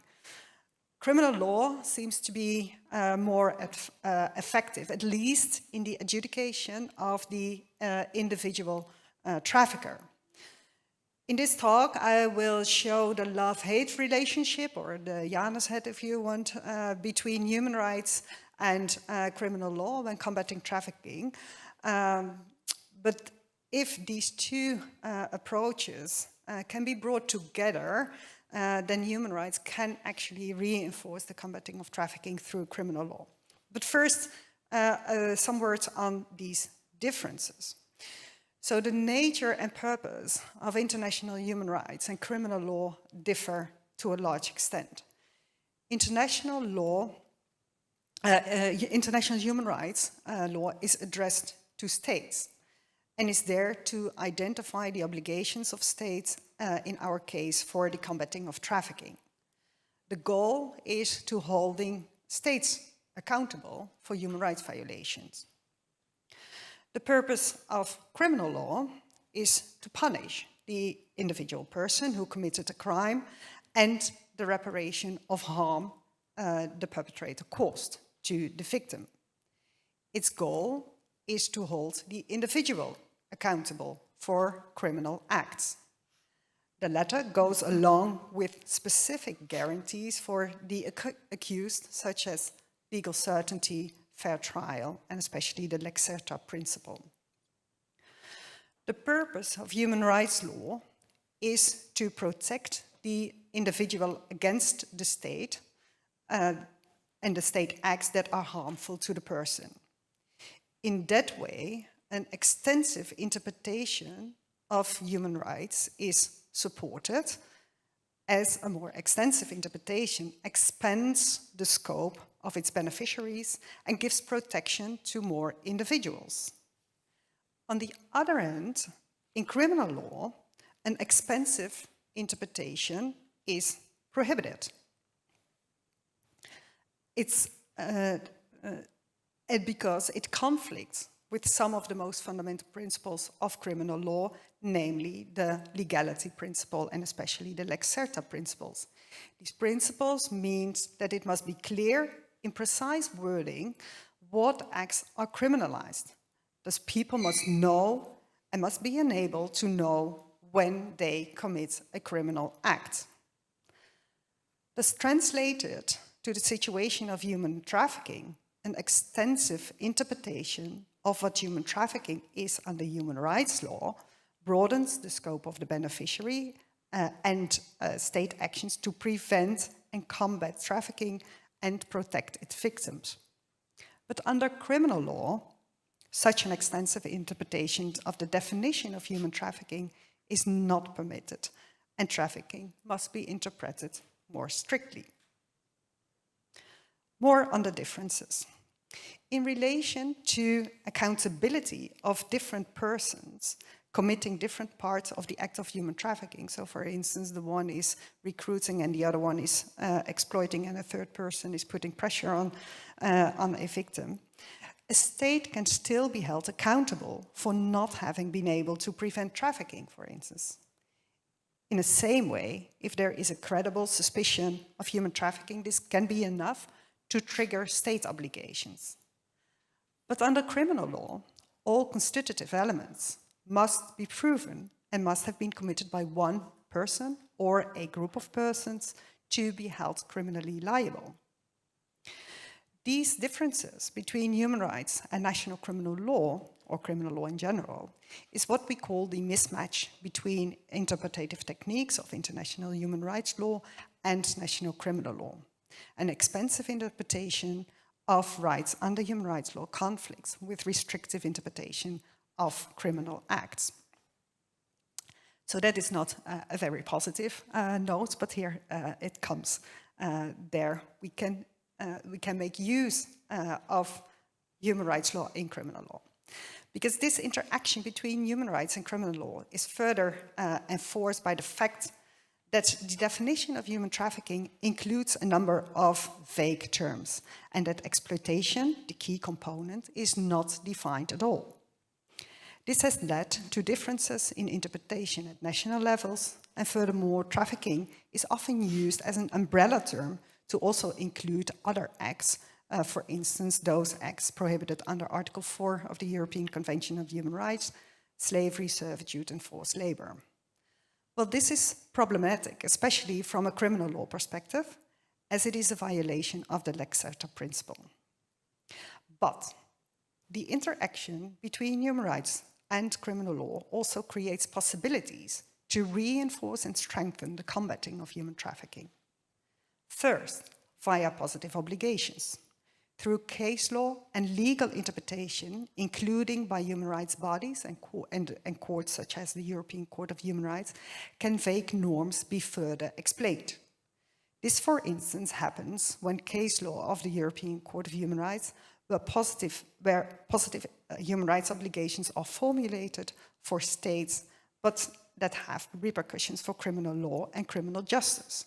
For instance, in the Rancev case, has indicated what law enforcement should do in terms of victim protection and, for instance, also in terms of criminal cooperation with other states. Second, when further interpretation is provided to vague norms, there human rights can also play an important role.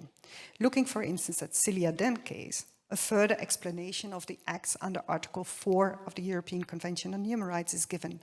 Such interpretations, although addressed to the state, are also binding for criminal court and criminal proceedings.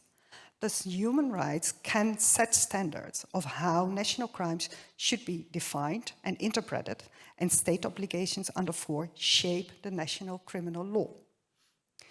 Third, many countries have copy-pasted the international trafficking definition without further explanation. This is often left to the judges and practices. Many countries, including my own country, the Netherlands, did not provide for a separate criminalization of the acts under Article 4, slavery, servitude, and forced labor, apart from human trafficking. What would be helpful, in my view, and here I concur with Maria Grazia said earlier today, is that apart from trafficking, exploitation, which includes those 3 acts under Article 4, would be criminalized separately, and that an attempt is made at national levels to define exploitation, taking into account the clarifications and interpretations that already have been made at national, regional, and international levels. This is actually very much in line with what we had until 1949. There, if you look into the UN conventions on combating trafficking, there you had a clear distinction between the trafficking element and the element of exploitation. But also, for instance, in the Slavery Convention, where you had a distinction between slave trade and slavery. Well, to conclude, we should make more use of the obligations that are identified by human rights body, including the European Court of Human Rights, to give guidance to criminal justice at national levels. And I think in this way, the criminal law response can be reinforced by making use of these human rights norms. That was my message for today. Yeah, it's most interesting. Of course, not really easy, you know. To whom would you, who should start, you know, really to initiate some change in this regard? I think we all can start today, because if we look into the case law of the European Court of Human Rights, there are many, many hidden obligations to states that we can identify and that we can level up. So, for instance, in the Rancev case, there is an obligation for criminal cooperation between, in this case, it was Cyprus and Russia. So there was, and that is made explicit under the positive obligations, that if you have a transnational case, you also have an obligation to to make use of all the instruments that we already have in criminal cooperation and mutual legal assistance, and that you are obliged to apply actually these instruments that we have. So in this case, Cyprus should have asked the Russian authorities to provide them with information how Mrs. Rantseva had been recruited. The same is actually in the Zolecic case, where there was an obligation based on, again, a request for mutual legal assistance, where the Azerbaijani authorities were made aware of that there were indications that human trafficking was taking place on their territory, and there they should actually have been, that element should have been picked up by the authorities and should have been a reason to start investigations. So in this case law, and the Chowdhury case is exactly the same, but what we can what is important, I think, for all of us, especially the lawyers amongst us, is to, again, look at these cases, and maybe also on the national level, and identify those hidden or less obvious obligations that are also in this case law, and just spread and make that more clear. So leveling up and visually identify them, and that is a start, because there it's an obligation also for the states. So that is one. Similar thing is maybe also Greece. We have Vasilis here, you know? Yeah. It was a similar That, we will hear more about the that, Chaudhuri case. So that is one. And the second one, I think it would be good, also given that was indicated by Helmut, the decreasing number of victims identified and the decreasing number of cases being prosecuted, that it's helpful to have a separate criminalization of exploitation on the national levels. And in the Netherlands, we're actually in the middle of the reform of our national legislation, and this is one of the recommendations that I've put forward to include in the national legislation. Yeah. Thank you very much. Thank you very much. Maybe we can also, maybe we have a bit time afterwards, you know, to discuss it, and you are really invited to comment and to ask us. So let's move on. As I said, the next part, just this very part, the question we posed: do many cooks spoil the broth? So first, I would like to invite Valentina Carraro, the professor of the University of Leiden. She did research looking at what mechanisms facilitate state compliance with human rights and why, yeah, more or less. And please, afterwards, you would also give us some hints, you know, how this will also be applied or can be applied for the whole field of anti-trafficking. You have the floor. So what I'm discussing today, the insights are drawn from a research project I conducted actually here in Vienna under the guidance of Manfred Novak on how different overlapping monitoring systems, so different monitoring bodies that deal with similar or the same issues, are complementing each other or might act in competition or might hinder each other in some ways. And the study was in two parts. First of all, I conducted an in-depth analysis on a selected number of recommendations by the Universal Project Review and different UN treaty bodies on the same issues to observe to what extent they would repeat each other or contradict each other, if at all, or touch upon different subparts of the same issue. And then the second part of the study was more qualitative and focused at interviews with different stakeholders, such as state diplomats or UN officials, experts in the treaty bodies. And that was to understand what are the consequences of these possible contradictions or repetitions. Very briefly, my key findings were that there are many, many repetitions between different bodies, sometimes even using the same language from body to body. There are some small cases of differences, so I wouldn't say utter contradictions in which they would disagree, but many cases in which maybe they would grant, one would go very far in granting certain types of protection to victims, and others would be a bit more conservative or more limited in the type of recommendations they deliver. And what I noticed in terms of these results is that they bring certain challenges to cooperation between monitoring bodies, but also certain benefits, certain advantages. So starting with the challenges, I found three key problems. The first is that when there are differences between bodies, states tend to follow, probably obviously, their own policy preferences. So it doesn't matter from which body one recommendation comes. It doesn't matter which of the two bodies is more authoritative.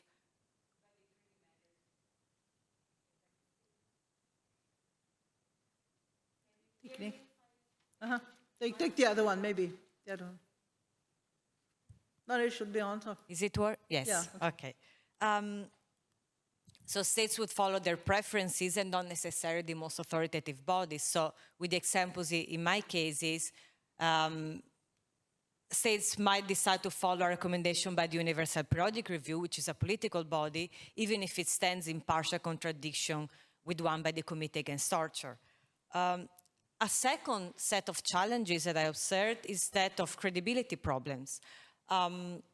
So when different bodies give slightly different interpretations of the same provisions, or even sometimes when they keep repeating each other in multiple settings, this creates problems with credibility, especially vis-a-vis state diplomats and governments that would expect, based on my interviews, would expect these mechanisms to coordinate a bit more and prevent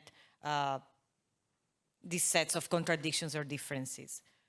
And the final related point was that of frustration. So I noticed a lot of frustration, again, mostly from diplomats and governments, when it comes to lack of coordination. For example, saying, why do I need to keep sending all these reports to different bodies and hear almost exactly the same conclusions, or vice versa, why do I send the same information but get contradicting advice?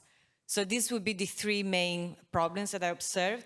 But as I said, there are also benefits in having multiple monitoring bodies. The first one is an increase in pressure for compliance. And this is the case especially when the recommendations come from bodies of a different nature. So if a political body, for example, picks up recommendations made by a more technical body, such as the treaty bodies, this helps to increase pressure on states. So you have an objective technical recommendation as a starting point, which is then picked up by a political body. And in this maybe also linking to, with my limited knowledge of anti-trafficking, I think Greta is a good example of using both sets of mechanisms, as the recommendations are technical, made by experts, but also the committee of the parties picks them up and gives them political pressure. So I think this is a good example of something that, at least based on my research, works. And I'm curious to hear maybe from the practitioners on the topic if that is actually the case. And just to conclude, just briefly, speaking more broadly on what conditions seem to facilitate state compliance with human rights recommendations, first of all is indeed a combination of technical, expert-based advice that is seen as objective and credible, but that is also picked up by a political body in order to increase pressure on states for compliance. And the second one is really about the quality of recommendations. So that they need to be feasible, very concrete, time-bound, also concrete, so listing what are the necessary steps that states need to take in order to implement them, and finally, realistic, given the situation. So as Helga also mentioned at the beginning, my research was not specifically on trafficking. I did touch upon some issues, but it was not the main focus of my research. But I think this kind of general trends and challenges by different overlapping mechanisms can be used at least as a blueprint, as a starting point to reflect on other types of monitoring beyond the UN context that I looked into. What I've seen also from other research on completely different policy areas, these type of challenges and opportunities seem to be quite common when there are different monitoring bodies involved. So I hope this was helpful, at least as a starting point for a discussion. Yeah, thank you very much. I think at least things we can reflect, you know, other types of monitoring. How do we do that? I mean, maybe in a discussion also later on, we can be more concrete, you know, what can we do? But and just for all the others, and also for the live stream, the link to your research is available, so maybe we can go deeper into the meta and looking at that and taking it up again, you know, later on. So let me move on to the three representatives of, let's say, more or less, you know, international organizations. Yeah, so some more regional, the others universal, and the other one more on the European level. Let's see, they all do monitoring, you know, and let's see how you would see the added value of having an own monitoring mechanism, whatever it is, you know, but we'll see how, if this deserves the expression of monitoring mechanism. What do they monitor, or what is it? So I would give the floor to Tetiana Rudenko. Let me just say, she's from Ukraine, so she has a hard time, and thank you very much that you nevertheless took your time and would like to talk about that. So you have the floor. Yeah, I'm in an interesting position. First of all, thank you very much for having me here. But my interesting position is because I'm to speak about, you know, the activities of the Office of the Special Representative, having two former special representatives in the room. So you guys probably can speak about it as good as I am, even better. Maybe let me start with, you know, making one very important remark. The OSCE, and particularly the Office of the Special Representative and Coordinator for Combating Trafficking in Human Beings, is not a monitoring body. So we are not established to monitor the performance of the states, but we have a different, and I would suggest much broader mandate, because the mandate is to assist participating states in the implementation of their anti-trafficking commitments in a variety of formats. And one of the formats that was suggested to us and then was developed by the office is the format of the country visits. And of course, this is something that stays in the very core of their office mandate. And since 2009, we've conducted over 40 country visits. We differentiate between country visits and follow-up visits, so we're not just, you know, going once to a country and then issuing a report and then forgetting everything that was mentioned there, but we are trying to be consistent and also work with countries further. And this, over 40 visits, those allowed us to make some, you know, observations, conclusions, and important considerations and lessons learned, which I would like really to focus on in my today's short intervention.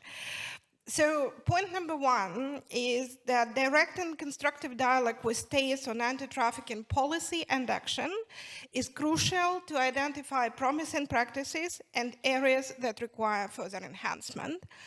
And that's indeed so, because we shouldn't quite often reinvent the wheel. We need to multiply whatever already proven to work.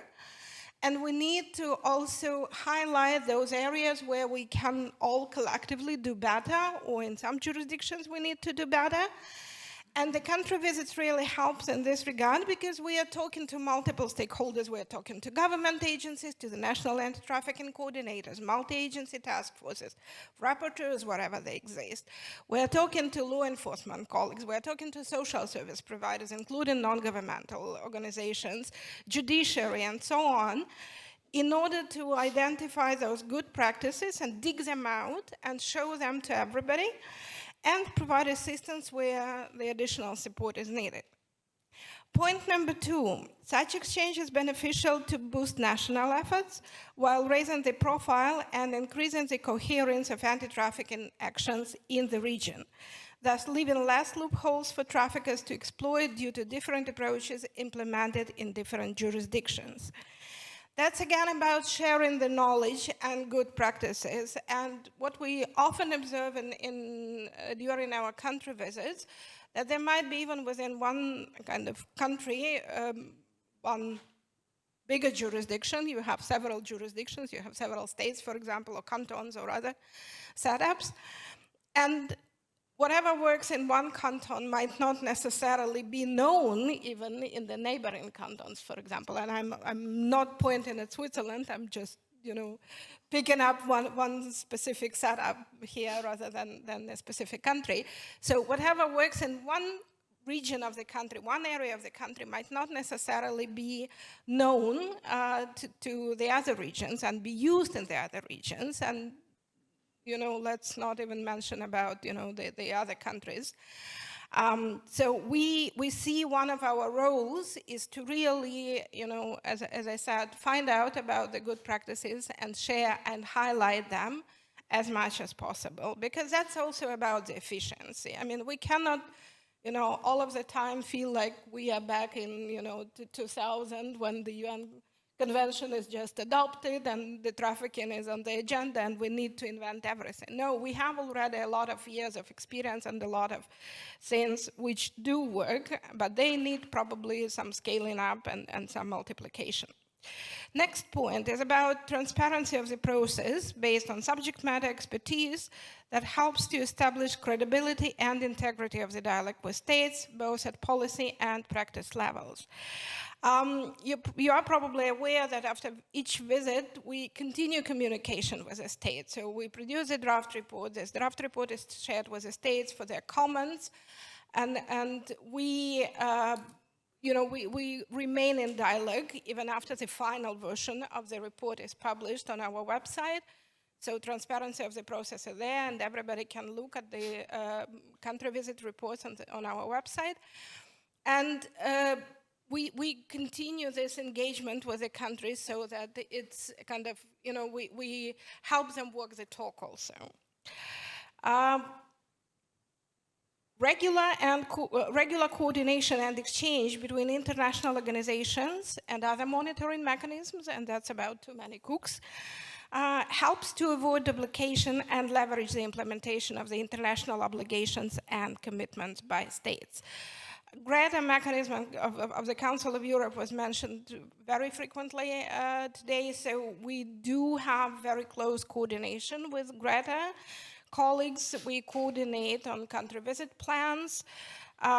We also, share this understanding that Greta monitors the compliance with the convention while our office analyzes the national anti-trafficking response probably in a more comprehensive manner, also paying attention to emerging trends and challenges. So we have a little bit of freedom and liberty to go into less known areas, so to say, and less researched areas.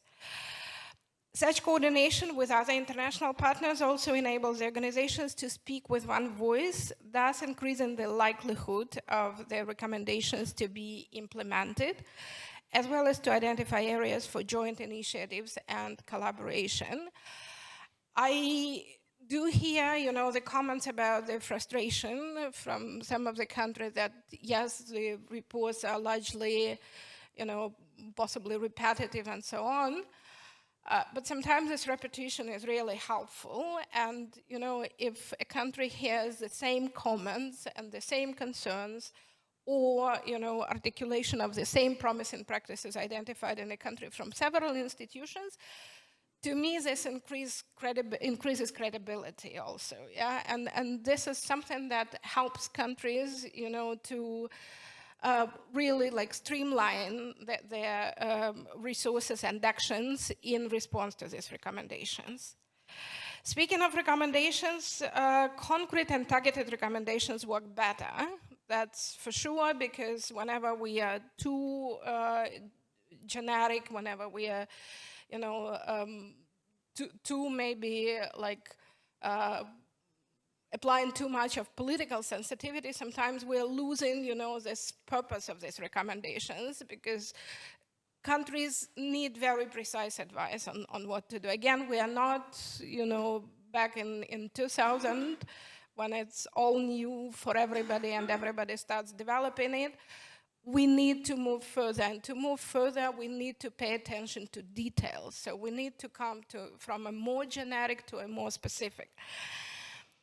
But also, the recommendations, they require follow-up support to help states to turn the words into actions. And this is where I think we need to work more, collectively, all of the mechanisms monitoring or broader mechanisms, helping states to work on anti-trafficking, we need to pay more attention on follow-up to those, reports and recommendations issued, because, we expect that countries do know how to implement those recommendations, but at the same time, what I, for example, sensed very often in my communication with the countries, that we also need to speak a little bit of the language of how countries operate. The countries, let's be frank, the states are bureaucracies, and I'm using this word in a completely neutral manner. There are regulations, there are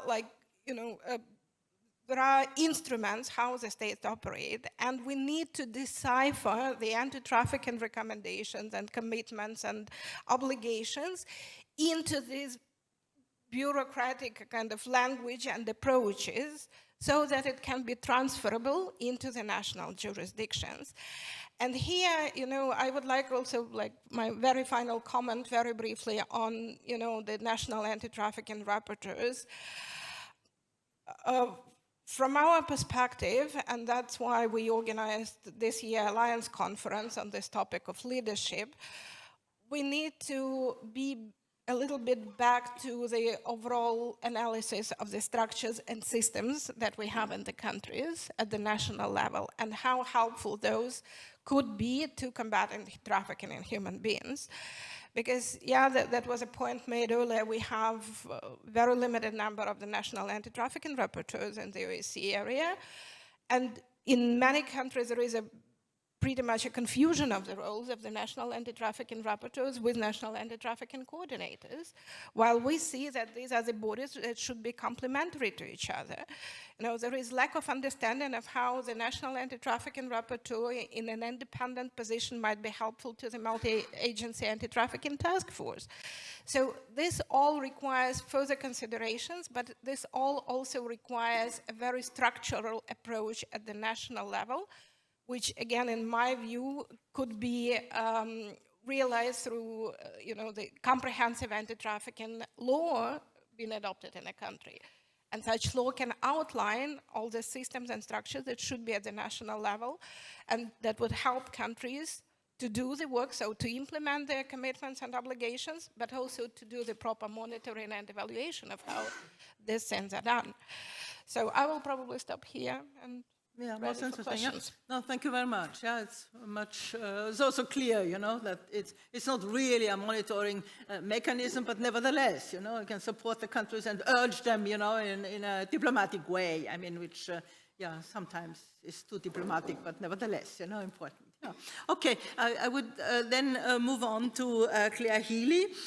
She's now research officer at the UNODC research branch, and as I said before, she worked with other international organizations, has done a lot of research, and I mentioned already, you would tell us first about this monitoring mechanism or review mechanism that the UN has to some extent. It's not an explicit mechanism, but there is something. And maybe later on you tell us about this trafficking prevalence research, what's new and how we could use this in a better way, to monitor. Claire, you have the floor.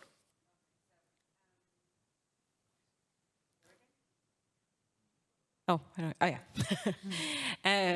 So yeah, it's a pleasure to be here after a bit of a hiatus when Helga and I lost track of each other. It's good to be back.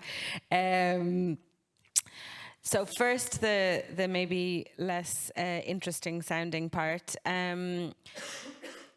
Last week I was actually in Palermo for an event organized by the Italian government on to mark the 20-year anniversary of the entry into force of the Convention against Transnational Organized Crime and its 3 protocols, including the anti-trafficking protocol.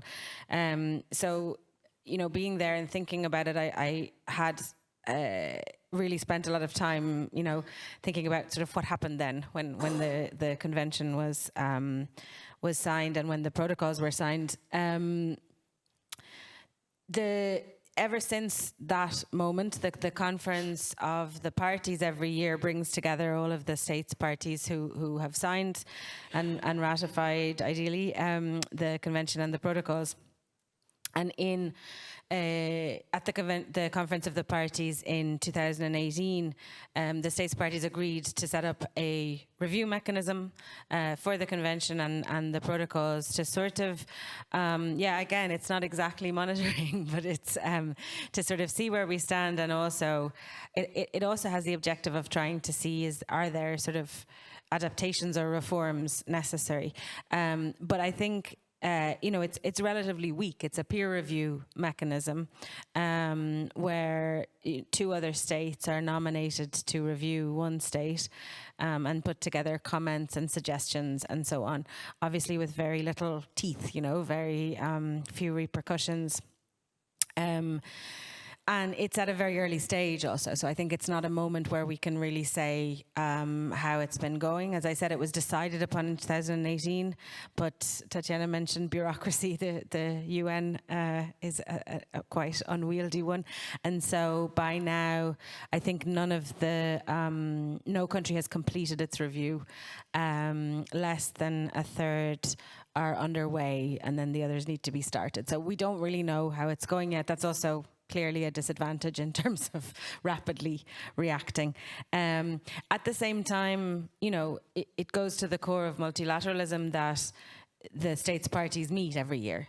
This is something we all discussed a lot during the pandemic when we couldn't meet and this wasn't happening, and it was like, well, can we just dispense with it? It's terrible for the environment, it's exhausting, it's expensive. And I think that and Manfred mentioned this is multilateralism, and you either think we need it or you don't. I personally think we do, and I think that when I describe the Conference of the Parties, and this week also was the working groups on smuggling of migrants and trafficking in persons, the meetings themselves are like one of the most boring things you could ever attend, because the states come together and they sit there and they read out a list of what they're doing, pre-prepared, and it's extremely difficult to keep paying attention. But the important thing underneath all that is they have to have something to say every year. So it's much, much weaker than a monitoring mechanism, but it's the core of multilateralism that they need to have something to go and report. And so that gives some kind of an impetus to implement. We also, and particularly my team, are responsible for producing every 2 years the Global Report on Trafficking in Persons. My hobby before I joined UNODC was to criticize the Global Report on Trafficking in Persons for the extent to which it focuses only on cases that have been identified. So what the Global Report represents is, this is what each country in each region is doing to fight trafficking. The phrasing of the report initially, suggested, well, this is trafficking that's happening. And I think we should always be very clear that this is what states are identifying, and it has a certain element of circular reasoning and self-sustaining, because if we say, well, 70% of trafficking cases are sexual exploitation, then the states will focus more on sexual exploitation, invest more thereby, identify more, and continue to pay less attention to labor exploitation. What's interesting, hidden under what Helmut mentioned, the significant and first time ever unprecedented reduction in identification of trafficking cases and in prosecutions and convictions. What's also very interesting is it's the first time ever that there's been an equal proportion of trafficking for sexual exploitation, trafficking for labor exploitation identified. This still doesn't tell us what's happening. And I think when we're looking at the effectiveness of anti-trafficking, we need to look at prevention, right? And Mike outlined in the paper very nicely sort of, prevention has been considered really quite limited. And maybe that's linked to what Connie spoke about, which is, this is a criminal law instrument. So, from a criminal law perspective, prevention is just the deterrent effect, that you're supposed to be afraid of being punished. When we look at trafficking more from the perspective of the harms done to the victims, and if we want to prevent it, then I think we have to look at it in a different way. And that would bring me to the second point I really wanted to focus on. So, a lot of us are very critical all the time of the US TIP report, given, as Mike also set out clearly, that it still continues to assess other countries based on domestic US legislation. At the same time, the office that produces it has since about 2018-19 made a concerted effort to address this issue of, we're only ever looking at the trafficking cases that come to the attention of the authorities. So they've launched a huge initiative that so far has been restricted to a large extent to the US, because it's a lot of US universities that are involved, but to look at trafficking prevalence. And so they set up at the University of Georgia the Prevalence Reduction and Innovation Forum, and the Trafficking Office at the Department of State in the US is funding many projects every year to measure prevalence. Now, this is different to the Global Slavery Index, to other attempts that we had before to find a number. Okay, that is one part of it, but the whole purpose of it is, if we really want to, not so much monitor, but look at the impact, evaluate the impact of anti-trafficking, then the sort of theoretical scientific idea is measure the actual prevalence of trafficking at the beginning, not the cases identified, but the actual incidence of the crime, and then do a targeted intervention, and then prove to them as the donor to the US that you've reduced the prevalence, which in theory I think is really interesting and really useful, and forces us to think about our activities and interventions in a different way. We've been involved we've conducted research in the Brazilian Amazon, in a region where there's a lot of illegal and illicit gold mining, with a number of different crimes linked to it, including forced labour and trafficking for forced labour. So it's been UNODC's first, we'd been involved in multiple systems estimation, other types of prevalence estimation, but this is really very much field research based, and we conducted this research, and we're just writing up the findings now, and the purpose is, this is the baseline, the purpose is that we then implement interventions and then prove at the end that the prevalence has been reduced. It's interesting, linked to what we've been discussing about exploitation versus trafficking in persons, as Maria Grazia also mentioned, because what we insisted on doing was using the Prevalence Reduction Innovation Forum's methodology to determine the proportion of the population we're looking at of minors who were subject to trafficking for forced labour, but also applying, Brazil is a country that really does have a very strong and decades-long implementation of legislation on forced labour. It's called Conditions Analogous to Slavery. And we applied indicators of that law also, and actually found the same proportion of people who were in a situation of forced labour as well as trafficking for labour exploitation. So I think that's, I could talk longer about it, and I'd be interested in your feedback. That's sort of a new way of looking at evaluating impact. And I would finally say that again, looking at prevention, this is maybe a bit more from a personal perspective than institutional, but back in 2014, 2015, 2016, I was doing research on the impact of the Syrian war on trafficking, and later on sort of trafficking on the migration routes, on Balkan routes, and the central Mediterranean route to Europe. And we had there a situation where it was a very clear finding from the research that the policies being applied had such a huge impact on whether or not people were trafficked. At the times that people could move more freely, there were less trafficking cases, there was less crime overall. At other times, when it became more restrictive, that's when we really saw a significantly increased vulnerability to trafficking. It was very interesting then to see, because at that time I had found this very ignored, sort of left on the shelf temporary protection directive that had been agreed in 2002 by the European Union for a crisis situation when lots of people are arriving. And I couldn't understand why at that moment in 2015, it couldn't be applied. I think that now into 2023, we're in the second year of that being activated. I'd love to hear if Tatjana and others agree with me, but I think we've been doing a bit of research to look at sort of trafficking risks and so on, and the massive impact of visa-free travel and access to temporary protection status in terms of combating trafficking is sort of breathtaking, and I think it's something we should be talking about more, thinking about more. We tend not to talk about positive examples.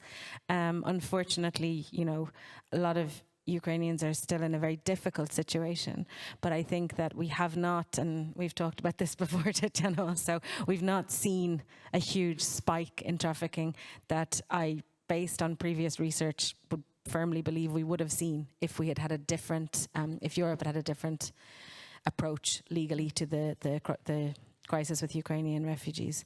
So yeah, I mean, it's strange to call that a positive note, but I think it's something we can learn from in terms of preventing future trafficking cases.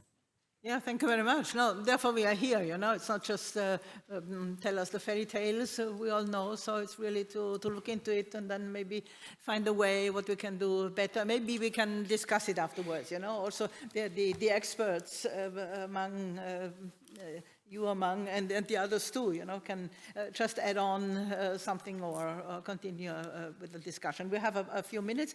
We have now first Ludovica Bamfi from the Fundamental Rights Agency, EU Fundamental Rights Agency. And let me just say you are project manager in social manager in social research at the EU Fundamental Rights Agency, where she focuses mainly on migration and asylum, so our issues also later on today, and her areas of expertise with respect to the Fundamental Rights Agency's work include severe labor exploitation, which is important, migrant and refugee integration, health and migration, multiple discrimination, and social research methods. So you have the floor. Thanks a lot, Helga. Thanks a lot for this invitation. It's a pleasure to be here. I was here last year, in the sitting there, and this year here. So, yeah, I mean, with the perspective where I come from is research that we've been conducting since 2015. So, FRA is not a standard setting body, it's not a monitoring body, but we do conduct research on fundamental rights issues. We provide advice to EU institutions and also to member states on human rights issues and fundamental rights issues. We have been conducting research, as I mentioned, since 2015 with Albin Deering, that is the first time that's not here with us today, on issues of severe labor exploitation. So we didn't really focus on trafficking, but rather back then, because it's indeed 8 years ago, on all those cases that are severe enough, that are criminalized, all those cases of exploitation that are criminalized at the national level, but that do not necessarily amount to trafficking. And somehow many of the conclusions reached, of course, also apply in the context of trafficking. I'm thinking, but I don't, let's say that today I don't want to focus so much on these research findings, just to say, however, where it comes from. So not so much the focus on THP in itself, but other forms that don't reach that kind of definition and somehow may often be dismissed because they are not basically, victims are not protected under national law that tend still to focus very much on trafficking in human beings. More recent work that we've been doing was on the Employer Sanctions Directive, which is a directive that actually to curb irregular migration, but there are some protective elements on this directive, which include the obligation for member states to criminalize severe forms of labor exploitation. That is those forms of exploitation that indeed are very detached from normal employment conditions and which represent against human dignity. So in this sort of general definition that is expressed that is established in the Employer Sanctions Directive, however, it invites member states indeed to criminalize labor exploitation, not just in the context of trafficking. It's interesting to see, and I think it's interesting for me to see that this was mentioned today as a recurring theme. I have to say that when one looks at how this has been implemented, several member states have a sort of literal transposition of this aspect. But some still only have trafficking definitions and only take that. But there are different also interpretation by courts at the national level of the trafficking definition. Some are more strict and some are more larger, so to include also cases that do not necessarily meet that threshold of proving the act of exploitation, the means, and so the three aspects of the definition. But I just say that to say where I'm coming from. But what I will try to do today is, since the focus is on monitoring, I was looking at what FRA did in terms of monitoring. And so I spoke also to colleagues and looked at our publication on different areas. And at FRA we do work a lot with national human rights institution, and in fact we publish reports, we monitor their mandate, we look at their mandate, we try to sustain and to support them. And I try to extract some of the elements that have been discussed, I think, on the previous panel, but that maybe are still useful. So first of all, national human rights institution, ombudsman are ombudsman, and often the two bodies are together. They are specialized independent agencies that are established under EU law. Actually, there is no obligation to establish NHRIs. Interesting, there is an obligation instead, for example, to establish equality bodies that look into discrimination. But what is interesting is that and they are subject to international minimum standards, the NHRIs that are set out in Paris principles that provide a framework for independence and effective promoting of human rights through the NHRIs. And looking at those principles and which are the most relevant ones, and I think one could then eventually discuss them also in the context of monitoring mechanism, national monitoring mechanisms for trafficking. Of course, the need for a strong legal basis. Actually, in the case of NHRIs and the Paris principles mentioned it should be set forth in a constitutional or legislative act. So a firm legal foundation, this is really important. Then the need for, related to the legal basis, is the need for an NHRI mandate that is broad enough to cover all the human and fundamental rights that it has to cover. The problem with NHRIs is that sometimes they find themselves to have a too large mandate covering the actual monitoring of different treaties, including also trafficking. But on the other side, I think I would still argue that they need actually to be, in fact, resourced. And so this goes to the themes of resources, enough resourced, enough sustained to actually comply with this broader mandate. Thinking at the mandate, I think, indeed, and this was the link with severe forms of labor exploitation and exploitation, that their mandate indeed shouldn't just cover trafficking, but also indeed severe forms of labor exploitation. And I think also interestingly, the mandate could cover also, going back to the discussion on money, also the funds, the EU funds, for example, at the EU level. It's interesting to see also developments in that area because in June 2021, the institution also introduced a social conditionality. So which means that, for example, in the agricultural policy, for example, in principle, to receive the subsidies, to receive the funds, the farmers have to comply with minimum labor standards. And this speaks a lot to the issue of labor exploitation. So let's see how this is going to be implemented. But the NHRIs have a role to play in that at the national level to actually monitor the funds and how they're used. Also, we spoke about the independence, which is very important indeed, how to ensure the independence of these bodies, how to ensure that they are indeed effective, because that's the link is with its effectiveness. And what we've seen with the NHRI is that a central element is actually for independence the selection and appointment procedure of the members of the decision-making body of the institutions. And this is an area where more improvements are needed to ensure transparency, to ensure credibility, and the independence of NHRIs would be strengthened by candidates being scrutinized by an independent expert committee and based on also on a meritocratic choice. Also, the consideration of candidates could also benefit from parliamentary involvement, such as through advisory hearings.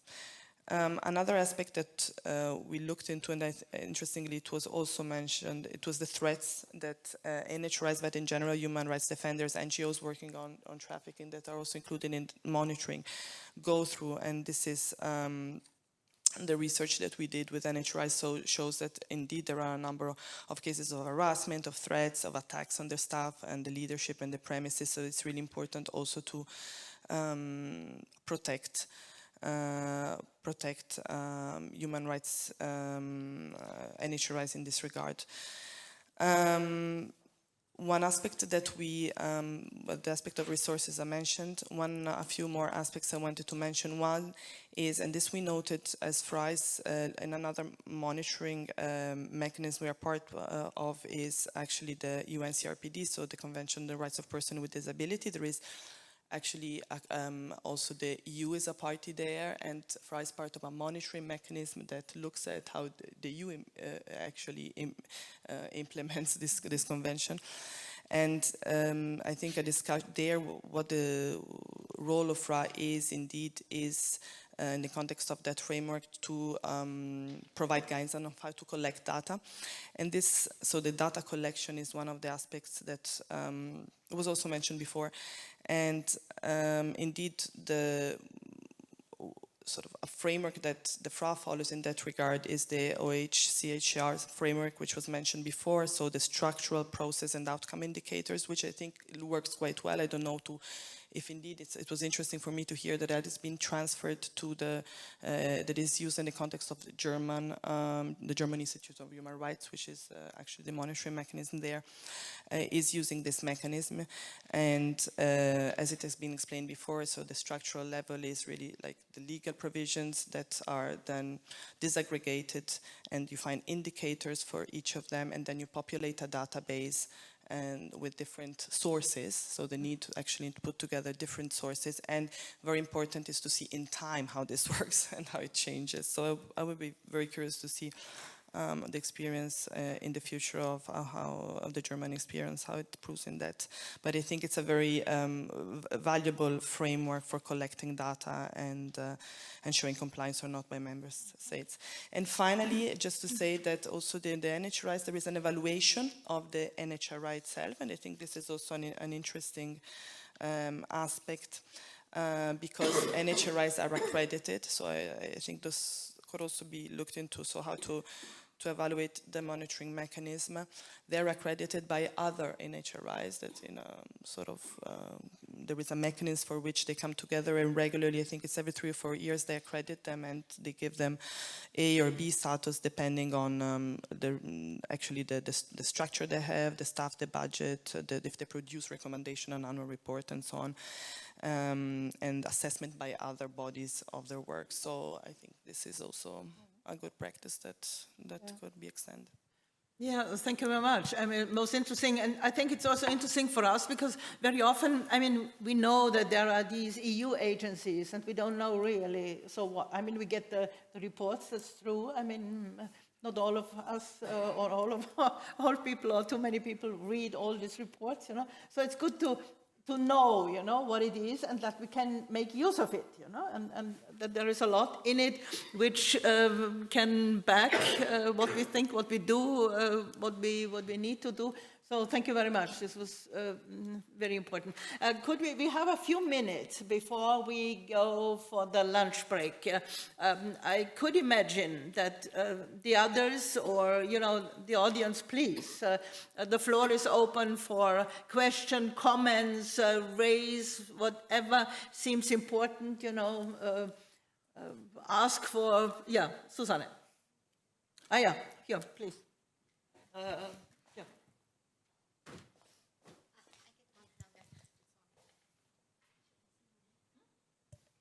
Come here so that maybe they can also see you on the, yeah, come up here so that they see you on the live stream. Okay, my name is Susanne Hoff from La Strada International, and I have actually two questions. One question to you, and actually it also refers back to you, Ludovica, and also refers back to earlier comments made in the first panel.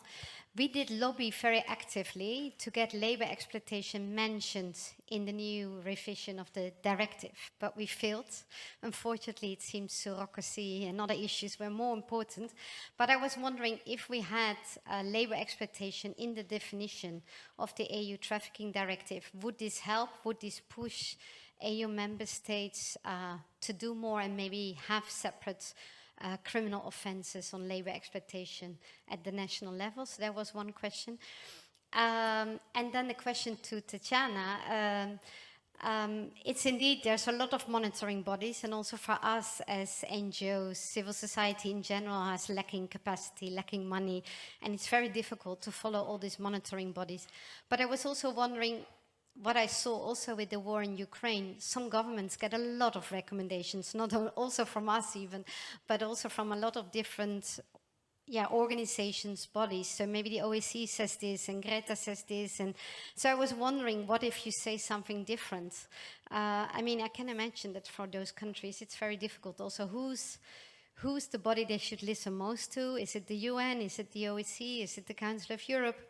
Is it the AU? And you see also a lot of different initiatives. So yeah, I just wonder how should states deal with it and who to follow. Also in particular, is very often they address that same person. We saw that with the war in Ukraine. There was one person in Moldova being then responsible to answer all those different monitoring bodies. Mm-hmm. Okay, thank you. Please, Ludovica. It's a good question, and maybe also the lawyers can say something more about it. I think it would help. It would help to include it, definitely. At least for sure. Also, it would provide more legal clarity that maybe now it's actually missing, and it would also help in raising more awareness about and giving more prominence also to labor exploitation, not being only forced labor or this part of the continuum of severe labor exploitation. I still think it might still definition, so the acts, the means, and the purpose. But yeah, maybe. So I think it's also important to have it criminalized, not only in the context of trafficking, which is why I think that provision of the Employer Sanctions Directive is so important, although it's always often a bit overlooked. And actually, indeed, it would anyway, under the Employer Sanctions Directive, only cover severe exploitation of irregular migrant workers, which of course are the most precarious groups. But then anyway, we would need a provision that covers everyone, not only irregular migrant workers.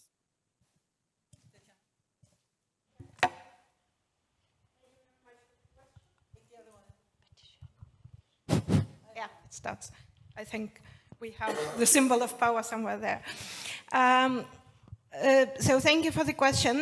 It's really very important that we coordinate the messaging, and that was one of the points that I mentioned in my brief intervention. That whenever we coordinate on the messaging and coordinate on what we ask the states to do, it's gets a little bit easier for the states. I cannot say a lot, because usually the recommendations are robust and they require a lot of work and resources and considerations.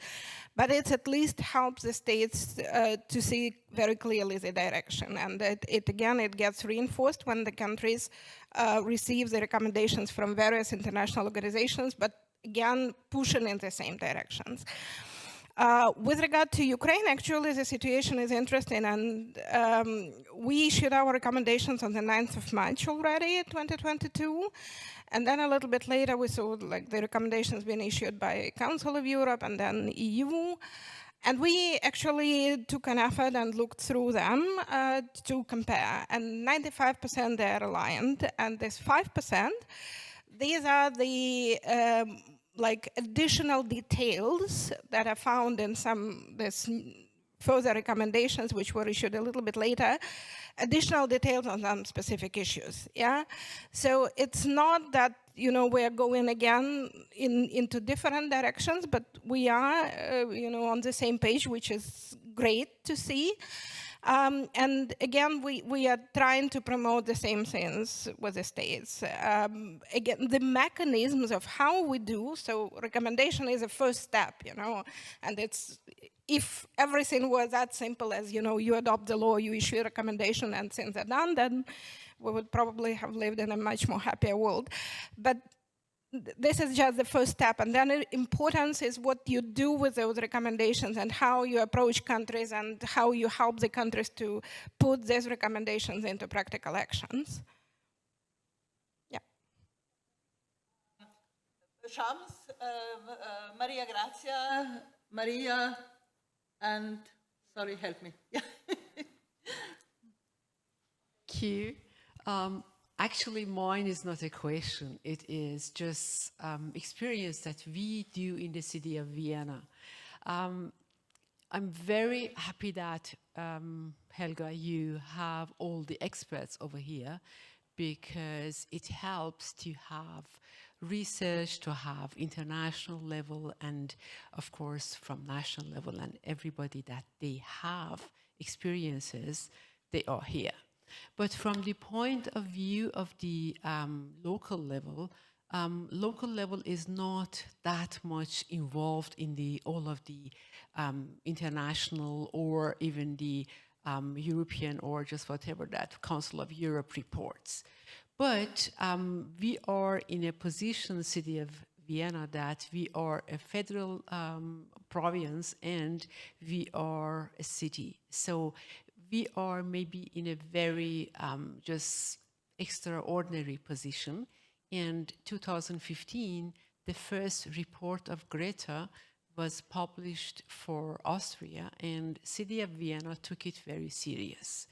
And in this year, the Human Rights Office was established also. And then we took the subject and we brought it to our human rights city subject, and we have a working group on, we call it also Greta, on human trafficking. And we try to have some consciousness building at our local level. And as we started, there was just even our departments, they were, no, it's not happening in Vienna. It is something out of the borders of Austria, or maybe just the people that they are in asylum seekers or just whatever, but not in the city, not in our territory. So it's very important to have the consciousness campaign, and it's very important. And we started from there, and in our working group, I'm happy that Helmut Sachs is over here, and we have some departments, and we have some other people that they are really. We cannot prevent this crime, but what we can do from the local level is support, just providing of support for the just affected people. And what we have done in these years, that's very concrete example, that we have taken the affected people from the human trafficking in our Mindestsicherung. It is like a minimum standards or benefits, social benefits, that it is written in our social benefits that if a person is just victim of human trafficking, without just having all of the administrative necessities for this person should take the social benefits or social welfare. So it is a very concrete example that we have started since 2017 or 18 maybe. And of course, consciousness building, it is very important at the local level especially, and it is my really just request that please in all of the international level, please take the local level also. It is very important because we local level, we work or we provide services for the affected people and victims. Thank you. Yeah, thank you very much. I guess Helmut Sachs later on will also say something on this, I guess at least, yeah, so I don't know. Maria Grazia, you have the floor. It should work, yeah? They do it. Okay. Yeah. I have a question for Manfred Novak and maybe Connie Rieken also.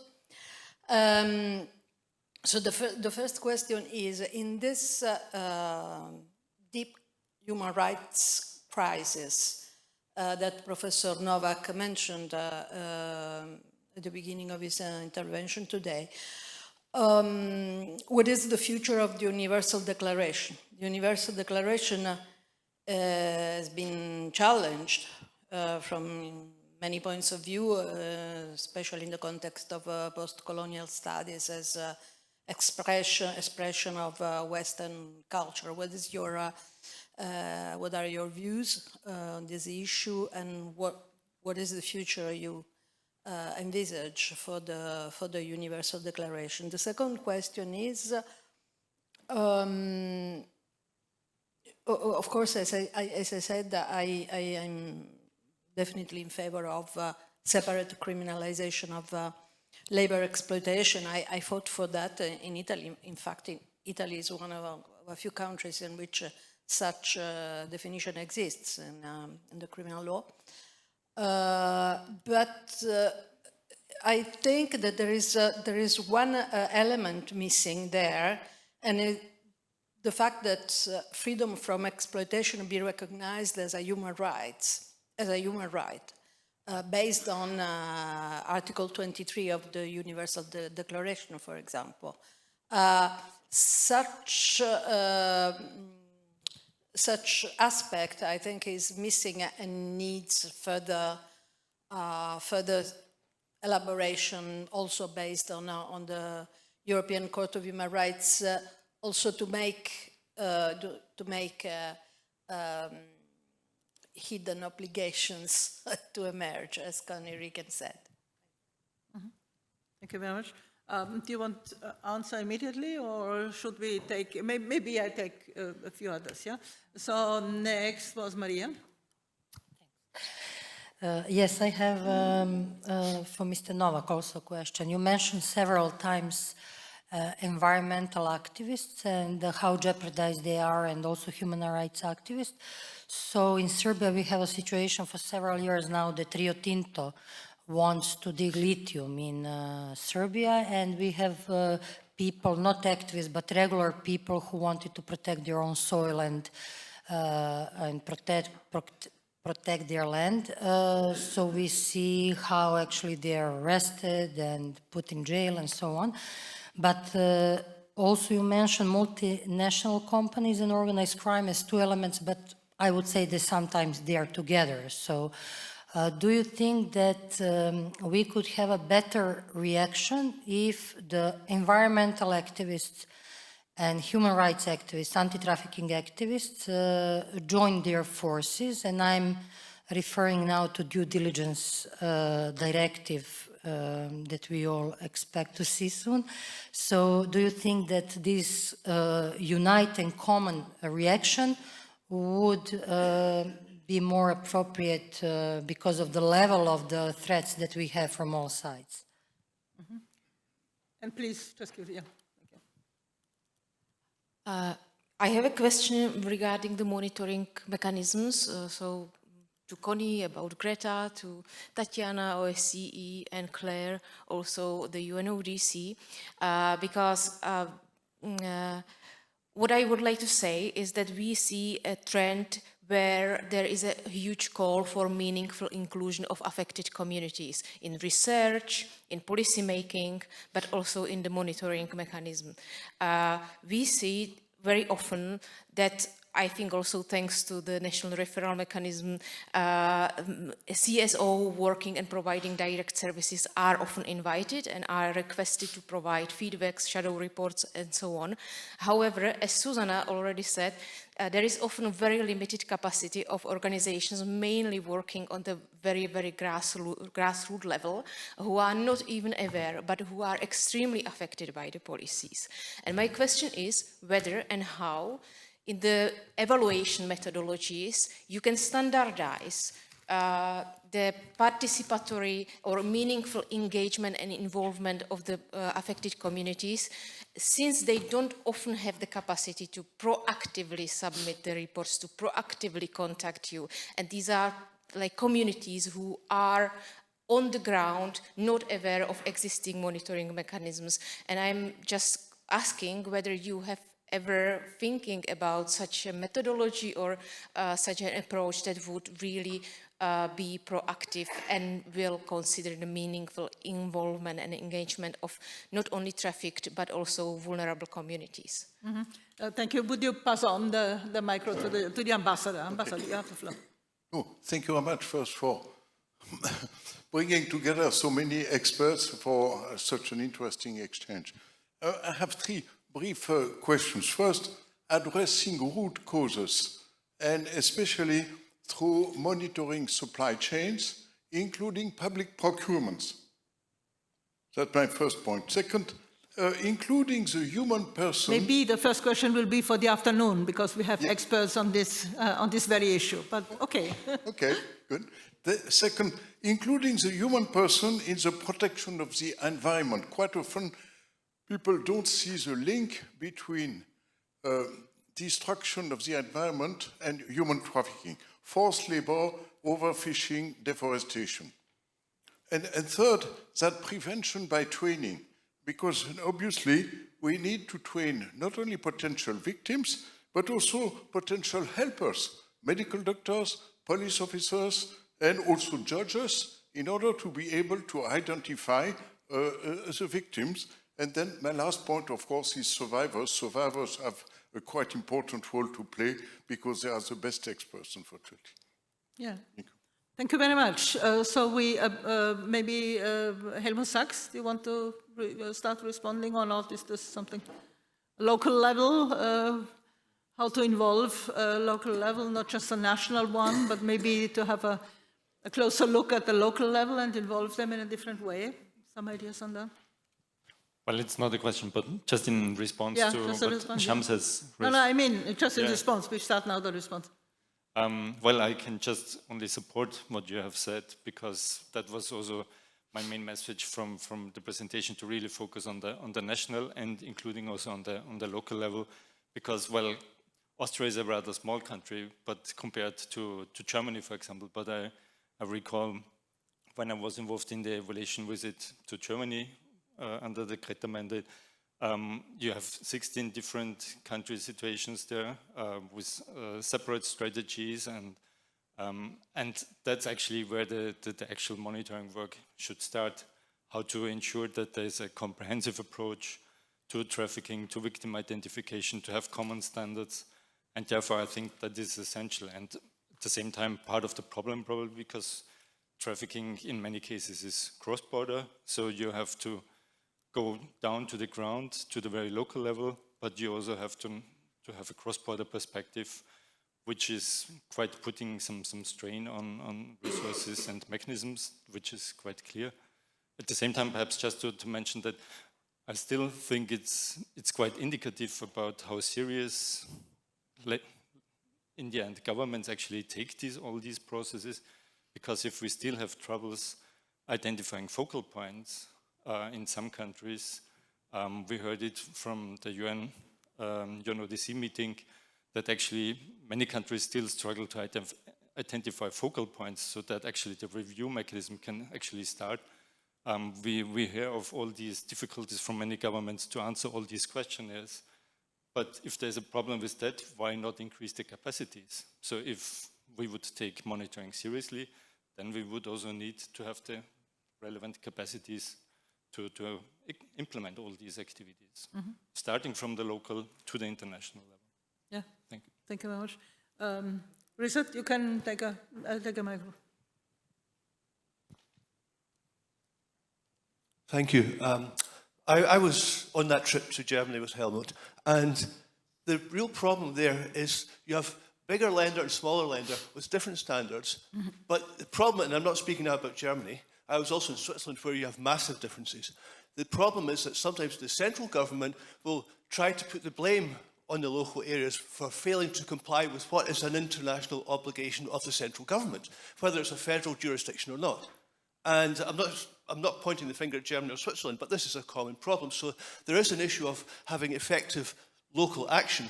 But there's also the other side of that is that you need to be in a position to point the finger at the central authorities. And Greta is dealing with ultimately with the government of the state. And I think that's where we try to hold them to account. Mm-hmm. Yeah, thank you. So, shall we start? Who wants to start? Yeah, Connie.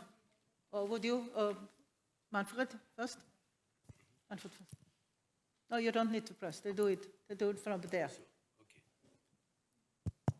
Yeah, it works. To Maria Grazia, what is the future of the Universal Declaration?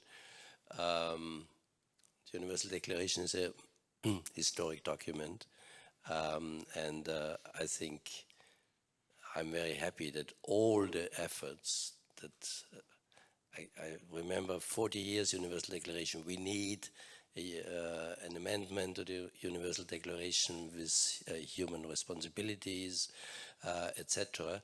I think it's the basis for all the further development of human rights. We don't need to amend the Universal Declaration. There is now a General Assembly resolution on the right to a clean and healthy environment.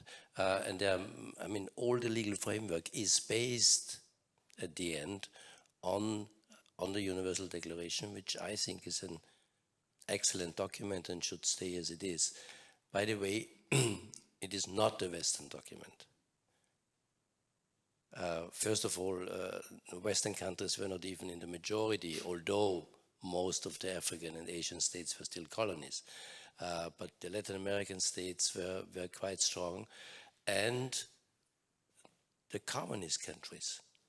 So if it would be a Western document, there would be no economic, social, and cultural rights. We are still fighting in Western countries for the equality, interdependence, and interconnectedness of all human rights. And the Western states were strongly in favor of only putting civil and political rights in there.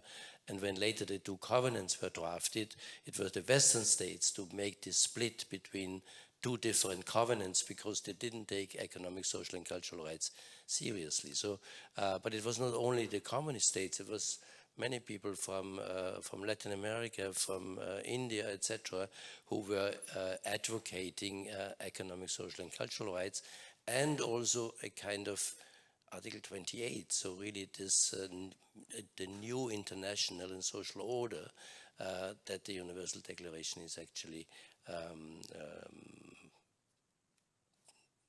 wanting, envisaging, and etc.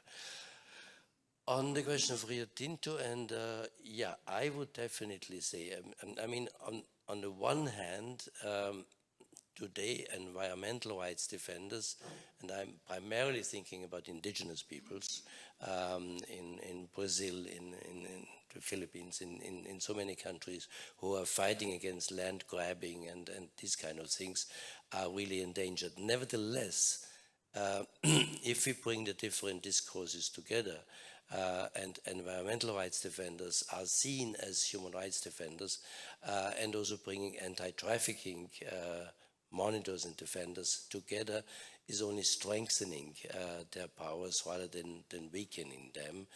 And of course, it also helps, and I hope that the EU directive on due diligence will be soon in place.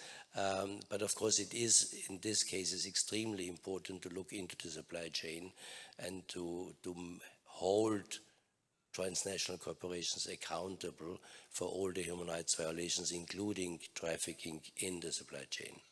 So, yes, in short. Okay, Connie? Yes, thank you so much.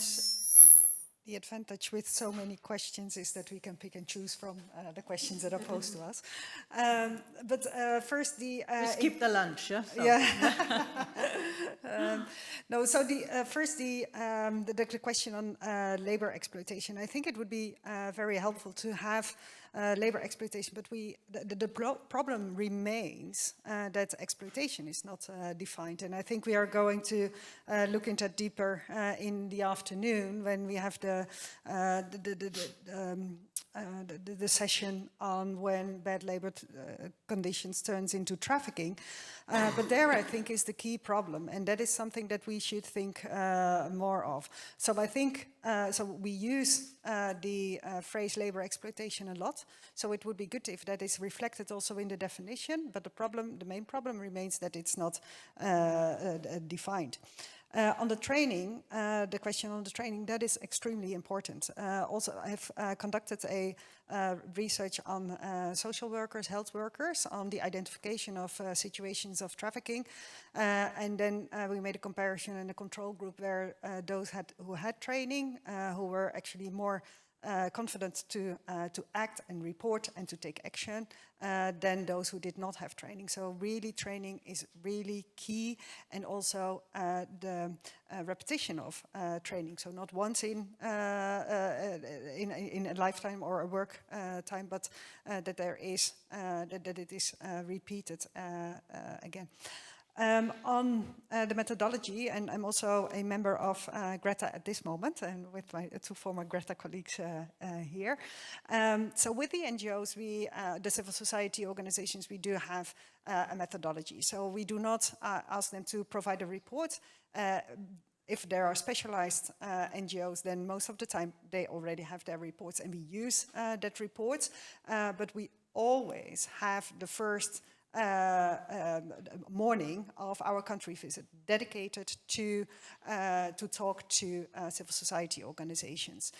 So that is where we start with all the country visits, and that is to get the real picture, as you were mentioning, what is happening on the ground, and also to enable us to pose the right questions to the governmental organizations that we then meet up later. So I think that is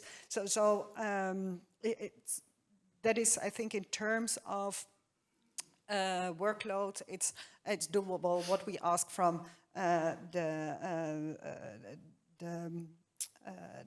civil society organizations, and what we also always do, and that was also mentioned by Helmut and Richard, is that we also go through to the local level. How is it on the local level? So 2 weeks ago I was in Turkey, another big country, but we also visited Gaziantep and Istanbul, for instance. So that is also always to see that both the national level and also the local level. So that is in the methodology of Greta, it is included.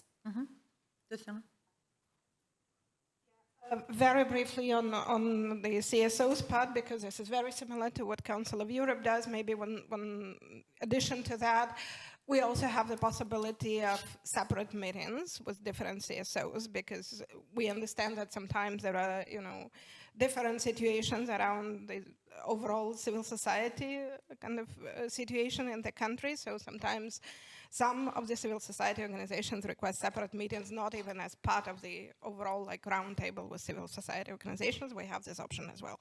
The rest is very much similar, no specific reporting. The start of the visit also goes with civil society organizations to understand the situation on the ground a little bit better, and also a lot of prep work on our side, going through what civil society organizations in the country produced earlier.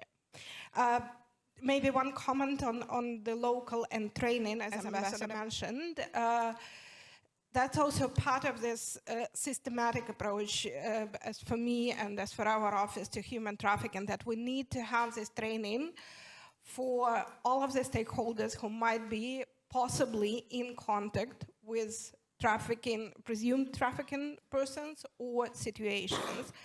But this training should be sustainable and should be part of the regular training curricula, mandate specific, part of the regular training curricula. So we're speaking about, as Connie mentioned, educators, healthcare providers, labor inspectorates, even, the employment chambers like the premises which are hosting us now.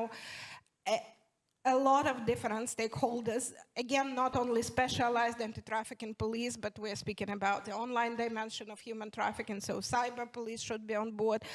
The precinct or district police officers should be on board and should understand where to refer the cases and how to report it.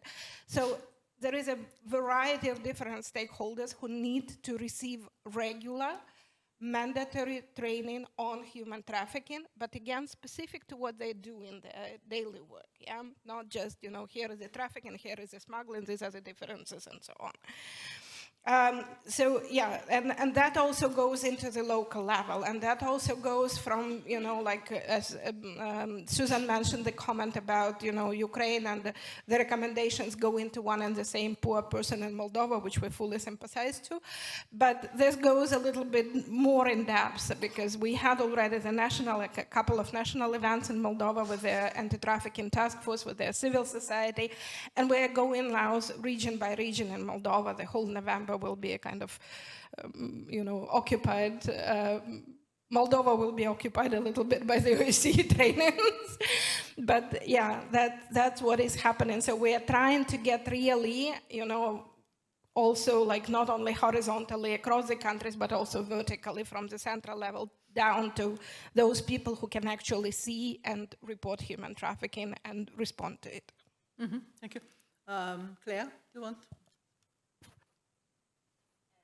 Thank you. Yeah, just picking up on 2 points in relation to the question on the involvement of NGOs, civil society, and also affected populations. I'm not the best person to answer on behalf of UNODC because I'm in the research department, but we do have, civil society days attached always to the working groups and NGOs that are invited also to some of the consultations. It's not monitoring, but it definitely at a consultative level. I think that in more broadly speaking, in the anti-trafficking field, in the past 10 years or so, there's been an increasing recognition of, the need to involve people who are affected and the need to involve survivors. I would say that it hasn't really gone further than something more tokenistic at this point.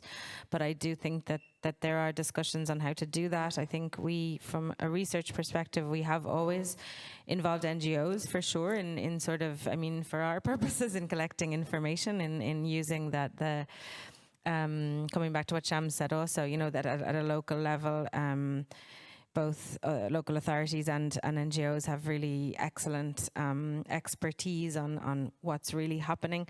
But I think for survivors and affected communities, I think we would like to develop ways of involving them more directly in our research, employing them as members of research teams, and looking at sort of participatory and co-creation of research. There's too few examples of that so far. And then secondly, coming back to the point that I think both Mari and the ambassador raised in relation to this intersection with environment, which I think is new to a certain extent for those of us working in the anti-trafficking field, but I think we need to catch up. The research I mentioned that we're doing, that we've just completed in Brazil, has been extremely interesting because it's this very, very remote location in the Amazonas state of the Amazonian region in Brazil.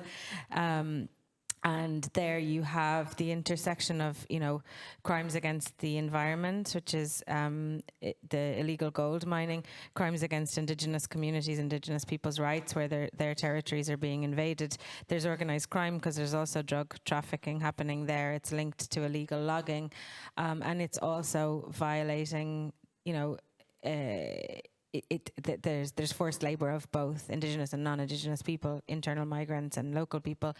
So when you have an issue like that, you can't look at it in separate silos of those different policy areas, and that's been actually one of the things we identified through the research is the problem with the Brazilian government at central level, at federal, state level, at local level, separating all these issues, indigenous people's rights, environmental issues, anti-trafficking, labor issues, and so on. And actually, at that local level, it's so clear that it needs to come together. But we're looking, zooming way out to the global level. We're also trying to cover with the UNODC. We'll have the first report next year on crimes that affect the environment, and the way in which all this intersects. We're also doing research on the impact of the flooding, like climate-related crises, and the impact of the flooding in Bangladesh and Pakistan on levels of trafficking in persons. So it's sort of a new field, and I think we need to get better at understanding it and then looking at how we need to respond, how NGOs need to work together, activists need to work together, but also different sectors of